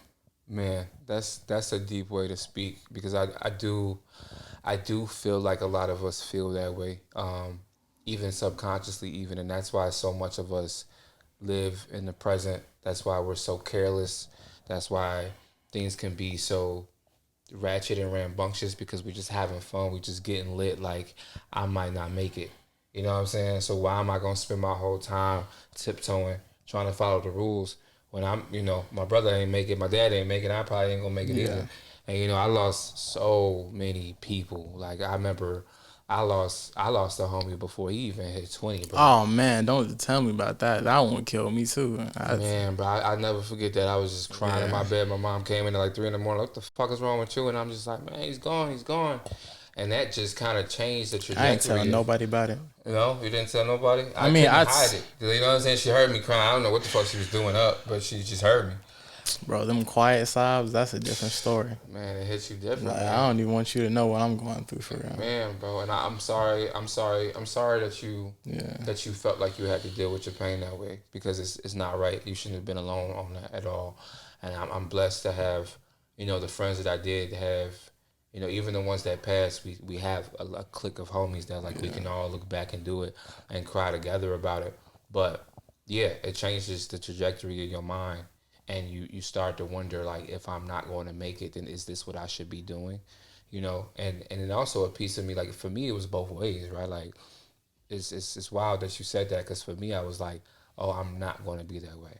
I am going to live forever. God got me. There's nothing wrong. Like, I'm gonna be perfect. And if I'm not gonna live to 30, then I'm gonna be rich by 17. And when I'm 21, I'm gonna buy this house. Yeah. I'm gonna make sure I get it early. You understand what I'm saying? Yeah. So I understand that, bro. And I like that you mentioned the fact of like that American dream of like, you go to school, then you go to college, and then you graduate, and then you get a good job, and then you get married, and then you have kids, and then you live this. Yeah, it was never really showing us, nor was it ever fed to us, nor was it ever made fair to us to ever actually have. So I imagine you being, and it sucks to say it this way, but yeah, it is like one of the few Black people that made it to that level of education in that world. I can imagine feeling out of place and feeling like, man, this probably ain't gonna work the way for me as it gonna work for you. No, really. You know what I mean? So is that kind of where your head was at when you was like, fuck the school shit? It wasn't even fuck the school shit. It was just I kind of realized that it mattered more than I was making it matter. And I feel like I was, again, being a burden. Like I was feeling like I was taking a place for somebody that actually care about this shit for real. That seems to be an overall. Most definitely. I always feel overall like that. topic in your life, like an overall feeling of like being in the way. Yeah. Like that's a childhood trauma thing that's the insecurity that stuck with you that they kind of, that situation kind of fucked your head up to make you think that you were always in the way. I be feeling like that with relationships too, especially back in the day. Is like I never wanted to get too deeply into it for real. Is because like I mean, you're not mine for real. Like, I want you, you know, like do your thing for real. Cause it's like I'm not gonna be here for real. Yeah, like I'm not actually going to be what you need. Exactly. Because I don't even want to get that close. Yeah. You think a piece of that is also because you didn't want to be left yourself? Left Like, myself? like also like not be hurt. Like you don't want to get too close. Cause Oh, I don't, no, most I don't want to definitely. get that close in because you might leave and Most now I'm definitely. stuck here with myself all Most over definitely. again. And it's like kind of those defensive tactics that we do. I mean, I relate to you on that burden thing. I think a lot of us deal with that. And I like now hearing your story, I understand like I can target exactly where it came from. But I know me and my girl often like we very much similar, so we fucking bicker a lot, bro. But what I notice is we're very quick to be like, never mind. Because if I ask you something and you don't seem like you want to be there with me, then now I feel like I'm asking for too much. And like, you know, that's that feeling of like just feeling like you being in the way. And not, do you ever feel like you're not, or at the time, did you feel like you wasn't worth the space that you were taking up? I'm gonna be honest. I didn't like. I always like felt highly about myself though. Yeah. It was that, but it was also like I realized that I wasn't the finished product still. I said I'm giving you till 30, bro. So rock it the hard way. Like you know, figure it out as much as you possibly can. So man, that hits me, bro. And in those moments, that's really what brought me to so many different things. Is because like I wanted to actually like understand the human situation for real. That's what brought me to mental health. That brought me to the past. That brought me back to the future. Like seeing how the future is. Like right now, I'm thinking mainly about the future. Which I love, thank God, bro. Because like you know, it scares me when people say I'm giving myself to this time. Like I had a lot of suicidal tendencies when I was younger. I think a big piece of me, you know, went through the emo phase or whatever. But then I think that like I actually like fell deep into my emotions and like felt alone and felt like nobody loved me and felt like music was the only way I can communicate. And so if people didn't like that, then they didn't like me. And I like fell in love with all these, I don't know, you see those books over there, but it's like Marilyn Manson and all these different rock stars and Nirvana and shit like that. I fell in love with them and I was like you said, I don't have much time, so I'm going to make a bang. And I gave myself to 27 and I made this whole plan, bro. And like, it was cool at the time and it's embarrassing to say, but like, it's such a dark thing. You know what I'm saying? It's such a shitty thing to not only feel like you know what I'm saying? I'm still there. Man, bro. Unfortunately. I gotta pray for you, bro, because I want you to live a happy and long life. But it's good to hear though that you're getting to a place where you're actually thinking about the future. Am. Yeah. And you're not just stuck in the present. My girl's helping with that. I definitely said this is the longest relationship I've ever been in. How long has it been? 2 years. Jeez. You know what I'm saying? Like that's crazy. Years are crazy, dog. Years are crazy. Years are crazy. So much happens in 365 days, bro. When I tell you, like, I challenge myself so much, and that's one of the things I like love about myself is that, like, okay, if I felt like I can't do that, I'm gonna do that. I love that. You know what I'm saying? Back to Ramadan. That's what it's about. Back to Ramadan. That's exactly why I'm doing that too. It's like, challenge and growing and discipline like, and gratitude. Food never really felt like a thing to me. And that's why I be messing. Like you heard me. I was like, dang, I didn't just expose myself. But food was never like a difficult thing for me because like I was pudgy as a kid, right? Yeah. I naturally got taller and it kind of weighed out. But then I also got depressed. And then there was moments where I was like, I weighed like 120 pounds. Yeah. Like this is not what I was supposed to weigh. Exactly. So I've done a lot of experimenting with weight in my life, and I know a comfortable weight for me. So when it came to the Ramadan stuff, I understood what my weight was, and I could feel bad if I wasn't at a certain weight. You know what I'm saying? Like that. Understood. There were things in my life, like again, like some sex, like some drugs and stuff like that. Stuff that I said that I could really push it aside, and my life would probably progress in a different way if I eliminate this time that I'm putting into this. Facts. Yeah. When it gets to like right now, the way I kind of see it is that I at least should see the best version of myself, you know? Like I've done a lot of work to where I can communicate with people. I've done a lot of work with mental health. I can help other people. Now I need to focus on helping myself. I love that, man. That's actually beautiful. I wanna switch over to So a common theme that I'm hearing in your life is feeling like a burden and like also wearing these masks, right? But I also remember you mentioning that the whole religious aspect and you feel like you failed it, that it was too late. And when I was looking at the topics that you sent me, you were talking about setbacks and failures. Do you consider being a college dropout a failure, or do you feel like that was a decision you made that was best for you at the time? Like, I feel like a lot of people go down a path and then get there and be like, you know what, maybe I should turn around. Whether it's fear or something like that, there's always something to rationalize it with, but like there's clear failure of just falling off the ladder, and then there's like changing your mind. Yeah. Where do you feel like you're at with that college dropout experience? Oh, it's so interesting. That's a good question, cause like, Thanks, man. I worked hard on it. for sure.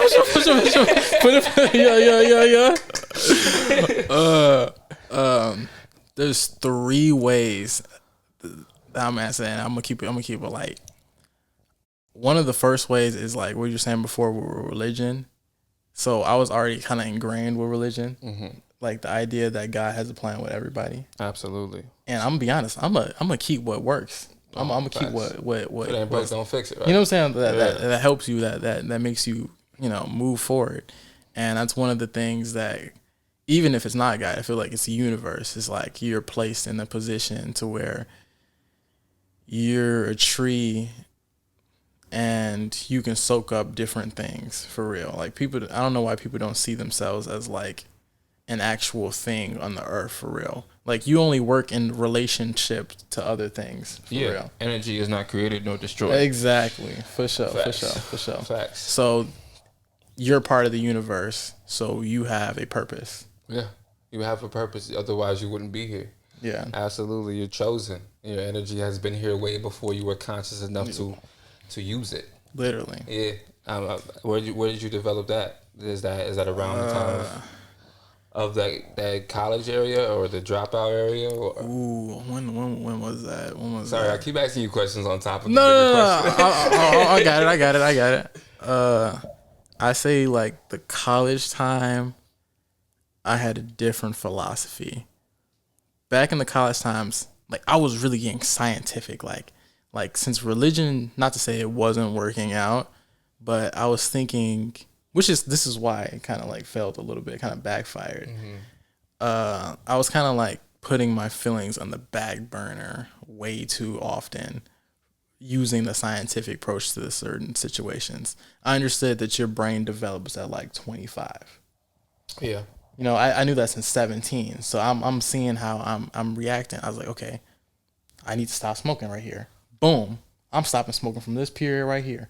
Okay. Cool. That gives me time to develop and get into this. Those brain cells and so on and so forth. And really fit into the situation and get knowledge about certain things without being clouded. Okay. And then not just that, but realizing that since it's science, there has to be a formula in order to make yourself feel better, which is part of it. But when you got to add that God in it, you got to have something bigger than yourself. Facts. In order to like really push you forward. But with the scientific approach, it's like, this is why it kind of made me depressed again. Is because like now I'm looking at statistics for black men. Yeah. But if I'm looking at statistics for this, I y'all get into this program and I can do a bachelor's degree. Exactly. Yeah. I get a bachelor's degree. I can get this. I can do that. That's kind of like how I was seeing it. But I didn't realize that I needed passion, because once it got to the harder classes and it was winter time and I didn't feel like getting up, like if you didn't have your purpose like really pushing you forward to do those things, that's where I really dropped off. I didn't have no purpose to eat, bro. I had no purpose to drink water. I had no purpose to go and do class for real.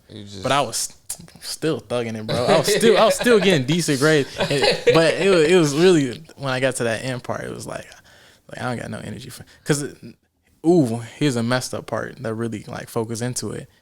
Boom, you graduate, you still back at home. Yeah. You know what I'm saying? Like I was depressed by going back. A little bit like that, you know what I'm saying? And like, yeah, I like that you broke down that experience, because it is scary. Yeah. Right? And it is a different experience for everybody, but it is a different experience for the black male. And like, I never thought of it that way, and I never thought it could be that scary. I thought I've been deeply beating about up it. myself for so long because I'm like, if I would have did that, I would not be here. But if I wasn't here, I wouldn't have this. So butterfly effect, I'm gonna be grateful for what I have and where I'm at. This is God's plan. I have no control over it, right? But thinking about that, that's a scary place to be in, bro, and it's a valid place to be in. And like, I hope you don't count that as a failure, because I do feel like, everybody is at a point struggling to find their North Star.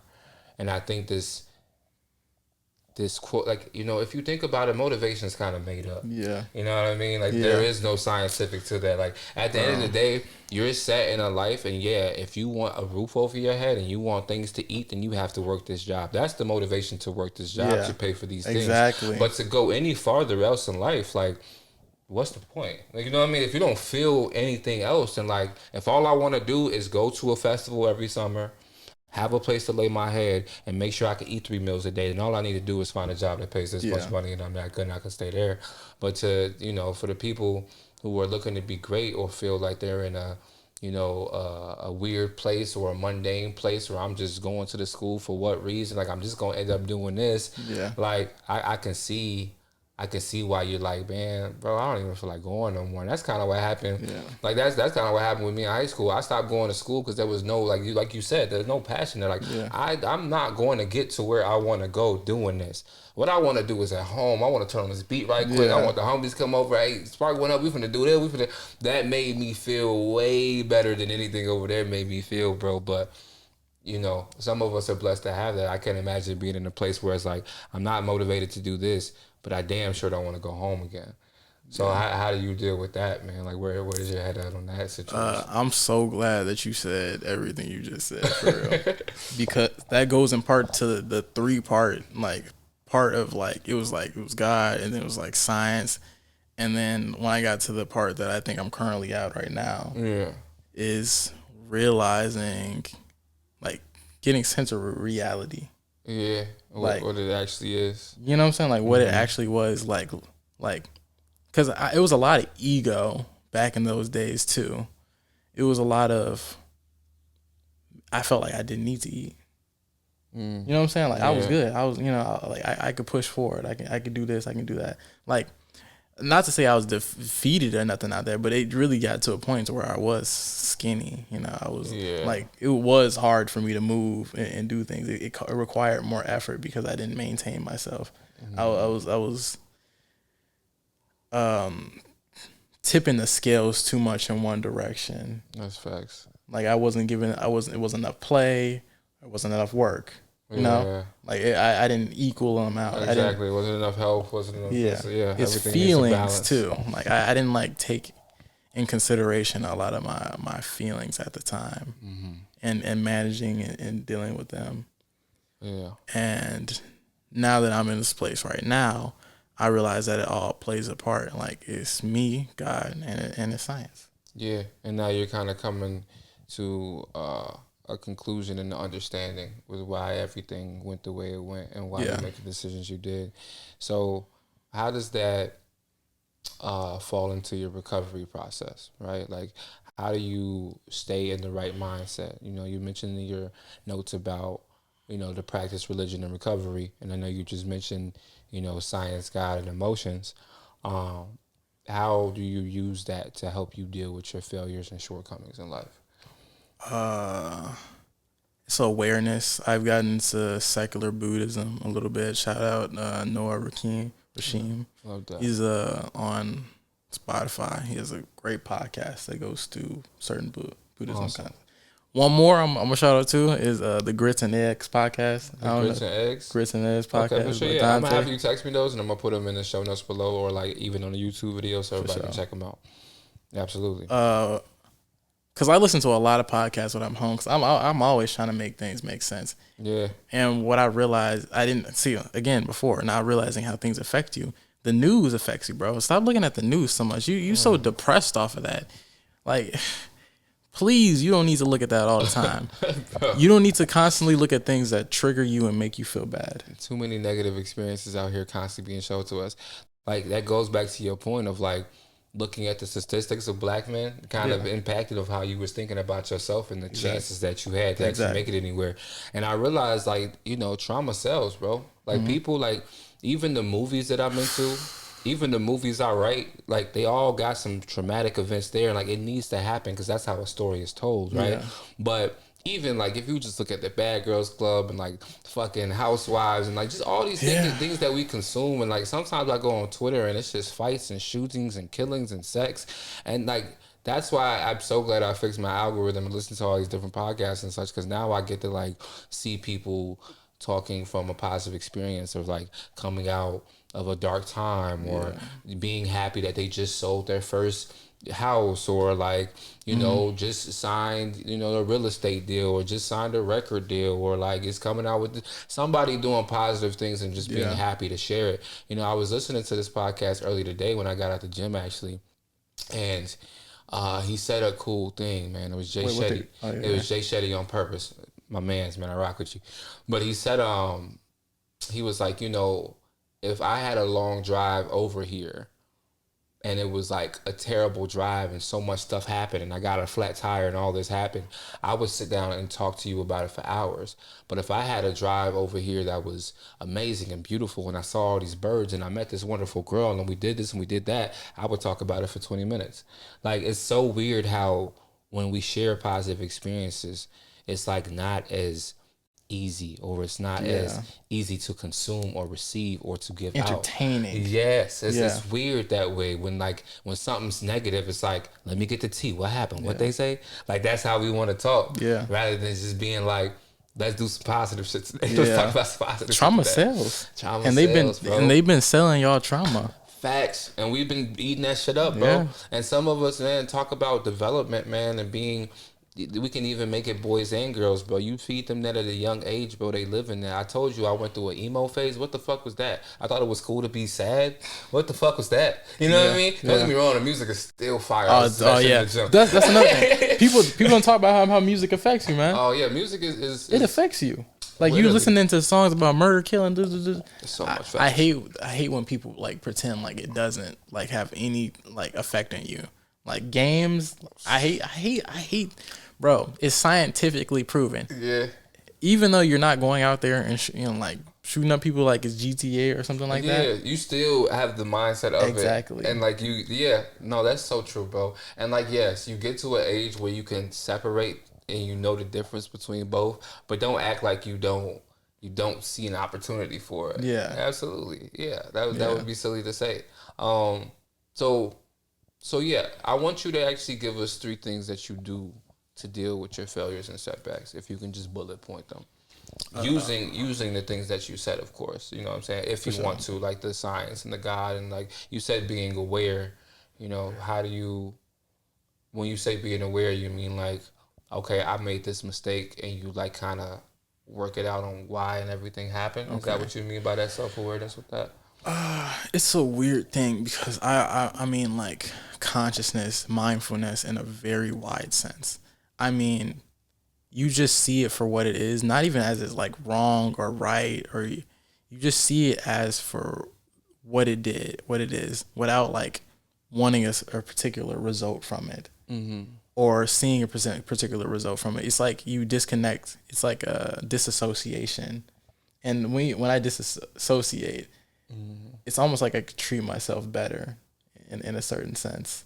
That's interesting. And being mindful is like realizing how many people touched the car that you drive before you actually drove it, like or like a remote. How many people had to put a particular button? People don't like think about that. It's so many accumulations of people and experiences that make everything that is going on around you. And when you do that, it really widens it. It makes it seem like your problems aren't that big.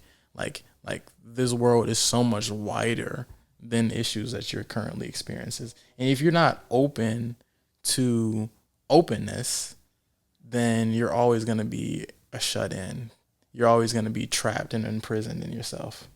I love that, man. I really do love that. It sounds like leading with gratitude, and before complaining is realizing that but I get to be here. You know what I mean? Like a lot of times, you know, a lot of people be like, man, it's just something to get me from A to B, but you got something to get you from A to B. And like being grateful. I don't care if this car can only drive 25 miles an hour, at least you can push it. You know what I'm saying? Exactly. You may have a leak in the roof, but you got a roof. Exactly. And it is getting into a place where realizing like, you know, I can't make the problem bigger than me or the situation that I'm in. Exactly. And once you look at it that way, it's easier to tackle it that way. Yeah, I can't be creative like that. Like I can't be creative and play and learn if I'm stuck in something that I think is a failure. And that, like, okay, that's one, like mindfulness, and like, and then two, I'd say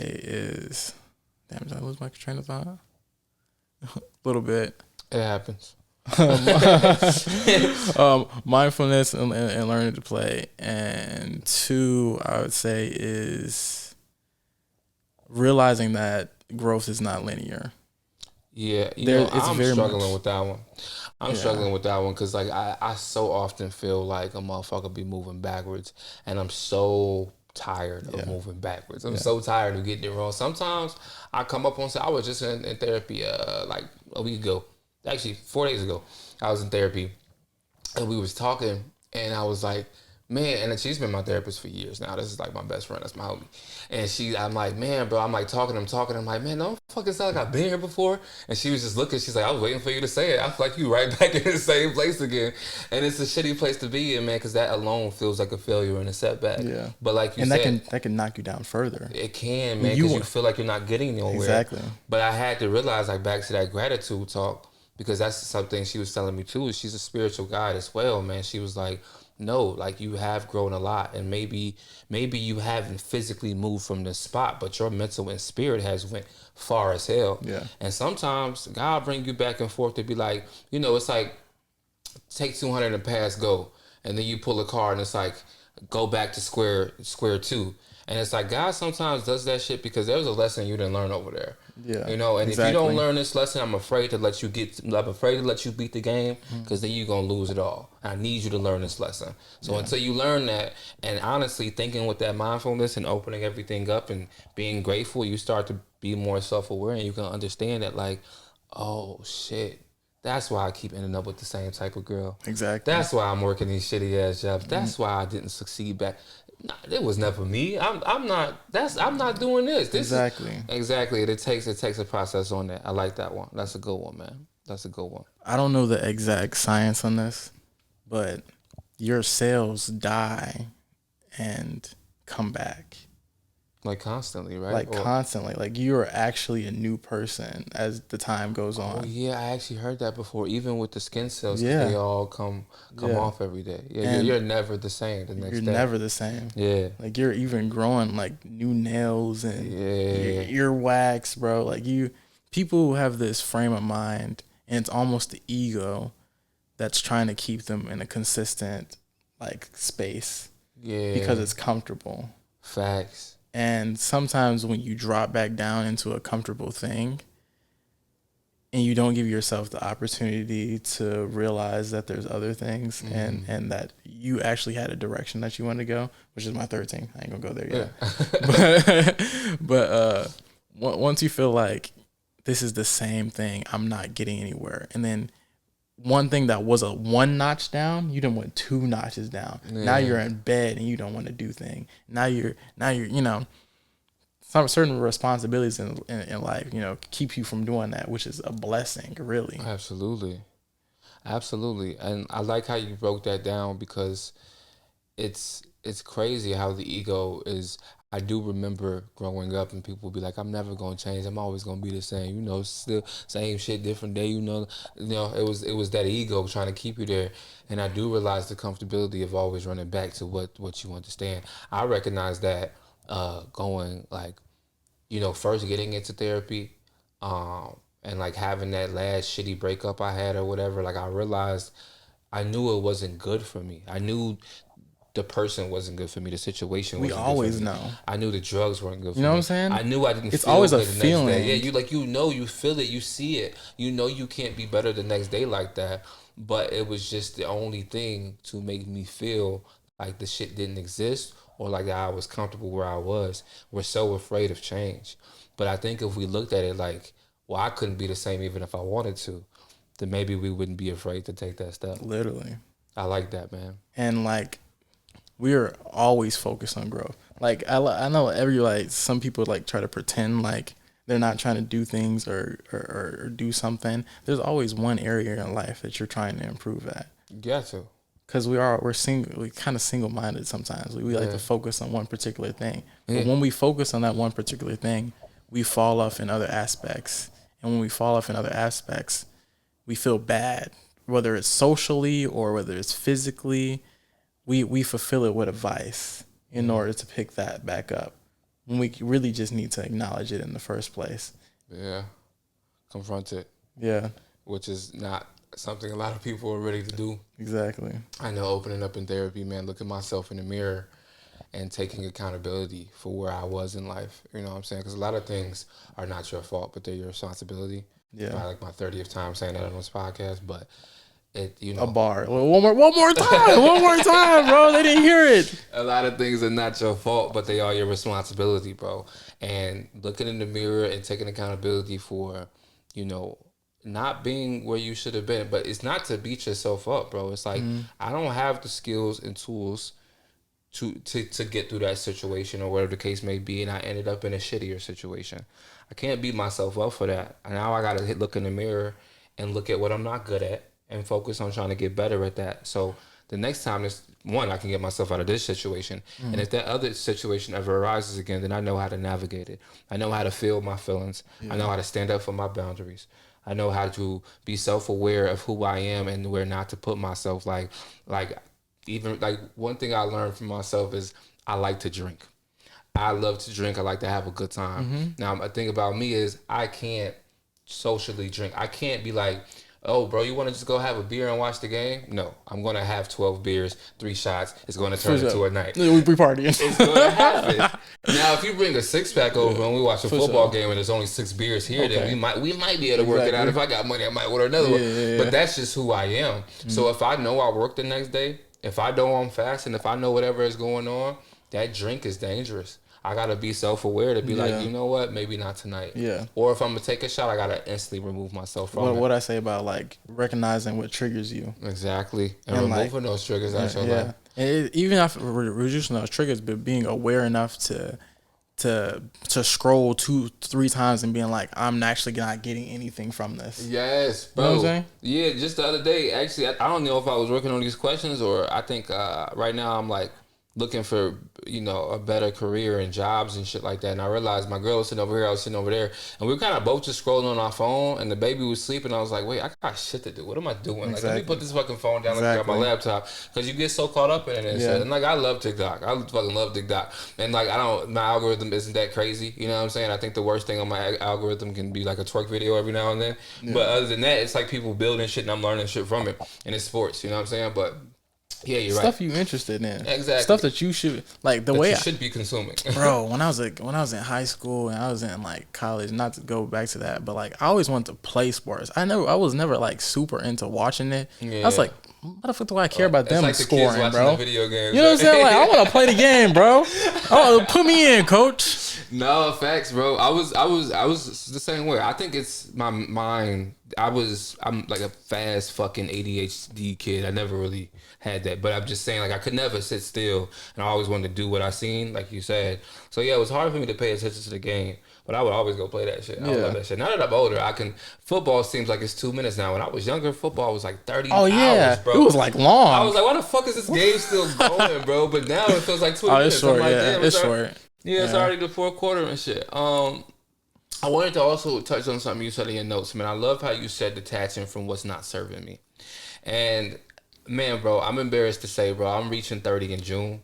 And why were you? That's a blessing. I didn't even be. No, I'm embarrassed to say that. Oh, there's something else. My fault. Let me finish. No. I'm happy to be 30, but I'm embarrassed to say that, like, as I'm reaching 30, I'm just now coming up on that, and I had a lot of growing to do to finally get to a place where I'm like, okay, I need to get rid of what's not serving me and my purpose.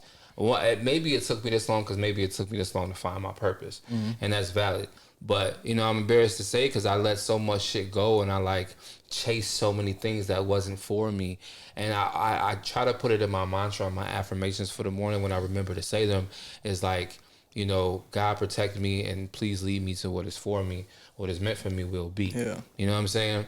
And I try to be cool on that. But like, you know, even through the worst of times, everything don't always go your way. And sometimes you really want something to be for you and it may not be. You know what I mean? But like, it's hard for me to kind of level with that. How do you detach from things that's not for you? How do you determine what's not for you? Yeah. How do you do that? How do you navigate that? Okay. I think the way out of that is I've focused a little bit more on the science because like we are a little unaware about how much time we really got. You know what I'm saying? There's 24 hours in a day. Yeah, and you're barely promised that's what I'm saying. You're asleep for 6 of those or whatever. No, actually. And like you realize, oh, here's another science thing. Like you're the most aware early in the morning. Like you might be tired or whatever, but if you're able to like snap into it and actually like get your brain functioning and stuff like that, that's the most aware you are in the day when you first get up and stuff like that. You got some water, you get some good water in you. Yeah. You get you a little snack so where you're not like heavily trying to digest things, like something hard in your stomach. Eating a fat ass breakfast and then just slugging through the day. Yeah. Like you feel good, you can do things to propel you forward more, if that makes sense. Yeah. So when it comes to that last thing that I was talking about in order to help myself is realizing that when something goes down, something else has to go up. I can't just do one or the other. Like if I'm not trying to smoke, I'm not just gonna sit in my room and not try to smoke. You know what I'm saying?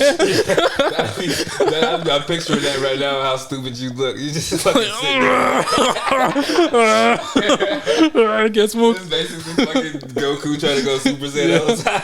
Yeah. For real. So it's like I'm really just trying to fill the vacuum in a way to where like I'm listening to myself and I'm aware of the things that I do need and realizing that it's not gonna all happen in one day. I'm not gonna stop smoking instantly. Like I've done it before. I can do it right now. Like I like actually smoking is not one of the worst things for me, for real. Yeah, but I understand what you're saying and using that as like just the way to explain it. Example for real. But like just think about it like timing wise. Like if you don't want to do that, maybe you should fill that time with something that you actually want to do. Like you want to go to the gym for real. The time that you usually would have spent like smoking and being at the crib or doing whatever you want to do, you use that time for something else. And you want to put yourself in the environment for that too. You don't want to be in the environment that you usually do the things that you usually do. Yeah. Yeah. And that's kind of like how I'm taking to the approach of this thing because everything is really scientific in that matter. And the things that I've learned, like I don't even mean scientific in terms of like what other people mean. I mean it in terms of what I've learned in life that works for me and what doesn't work for me. Yeah, I mean it's emotional intelligence, but it's also like your spirituality, and it's also human stuff too. Like, yeah, you need to sleep. You need to eat. You need to sleep. But it's also like, and I hate to say it because common sense ain't that common, but it's also like common sense, and it takes a long time for us to get there sometimes, and like you said, like kind of just being like, okay, I know I don't want to do this no more. It's not working for me, so maybe I shouldn't be in a situation that's going to make me do those things. Exactly. You know what I'm saying? I understand that completely. That makes a lot of sense. So when it comes to stuff like that, I've just taken more time to be mindful about the situations that I put myself in and mindful about my attitude. Because if I'm feeling bad, I'm going to end up doing things in order to raise me up, you know, like smoking or drinking, or to bring myself up. That's because I already feel bad about the situation. That's something I haven't conquered yet. That's another fear, anxiety. Like self-medication and kind of just self-loathing, right? Yeah. Like I'm already here. Like I had so many, I think when I first met my wife, or maybe in the midst of it, because I was coming back to myself, and I was like, oh, I haven't partied in a long time. I just want to go party. I just want to go do that. But I got to a place where, like, when my mother died, bro, all I knew was just drugs, like self-loathing, self-medication. I didn't want to be here anymore. I didn't want to deal with the idea that my mother wasn't here. She never called me again. I never heard her voice again. I didn't want anybody to look at me. I didn't want to be conceived. I didn't want any of that shit. So the best way for me to do it, like to numb myself and knock myself out, because I don't know, everybody gets different. But when I get really, really sad and like I get anxiety, I can't sleep. Some people, all they do is sleep. For me, I'm the opposite. So for me, I was like, man, I need to put myself to bed. You know what I mean? One, I don't want to feel the way I feel. This kind of makes me giggly. I could just be on my phone watching YouTube, and then I'll knock the fuck out, and I wake up and I'm like, fuck reality again. Let me grab the bottle. And I was like, you know, on the verge of just being a fucking super alcoholic dude. You know what I mean? Yeah. By the grace of God, I was able to, like, you know, face those demons and pull myself up out of it. But yeah, I forgot why I even said that, to be honest with you. I kind of just brought myself back to a place where I was no, that's real. I mean, that brings into, like, okay, I was saying ups and downs because, like, the whole point of this third, like, little point is really purpose for real. Because if you don't have an idea of what you want in the first place, all you're going to do is, if you just don't want to do something else, you're just thinking about down. I just need to not do this. I just need to not do this. I just need to not do this. I need to not. But when you got purpose attached to it, at the end of it, it's like you feel it. You feel it with things that the person that you want to be. You're attacking the person that you want to be. 'Cause the person that you want to be does this certain thing like this. You have to get out of the mindset of what past version of you was doing. Yeah, and that's a cycle. That's like girls, when girls have their period, bro. Bro, be careful, man. I know they're gonna take it. But another thing my girl be saying sometimes is that dudes have their periods, but they just don't realize it.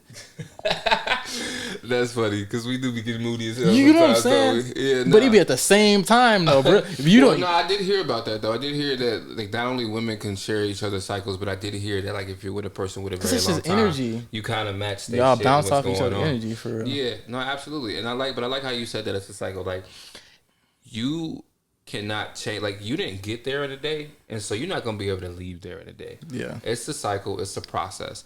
I want to encourage people when they're leaving things behind and removing things in their life that's not for them, and to try to become a better person and to try to change even when they're afraid of change, to not get discouraged when things do not bloom and blossom the first day you try it. You may get 3 steps ahead and come right back and have to do it all over again. It's a cycle. It's a process that you have to go through, not only to learn lessons, but sometimes you have to really, really feel that shit. Like I remember, like, for example, when I quit smoking cigarettes, right? I stopped smoking for 2 weeks straight, cold turkey. This is like back in high school, like right when I was getting out of high school, whatever. Then I remember I gave in to smoking a cigarette and it hurt my stomach. It made me smell bad. Everything about it just hurt me. And I needed to feel that to be like, oh, okay, I'm really done with these motherfuckers. You know what I'm saying? Like, I'm never touching those again. Sure. So I think sometimes that has to happen in the way we grow. You know what I mean? Like it doesn't have to, but sometimes that's the way it goes.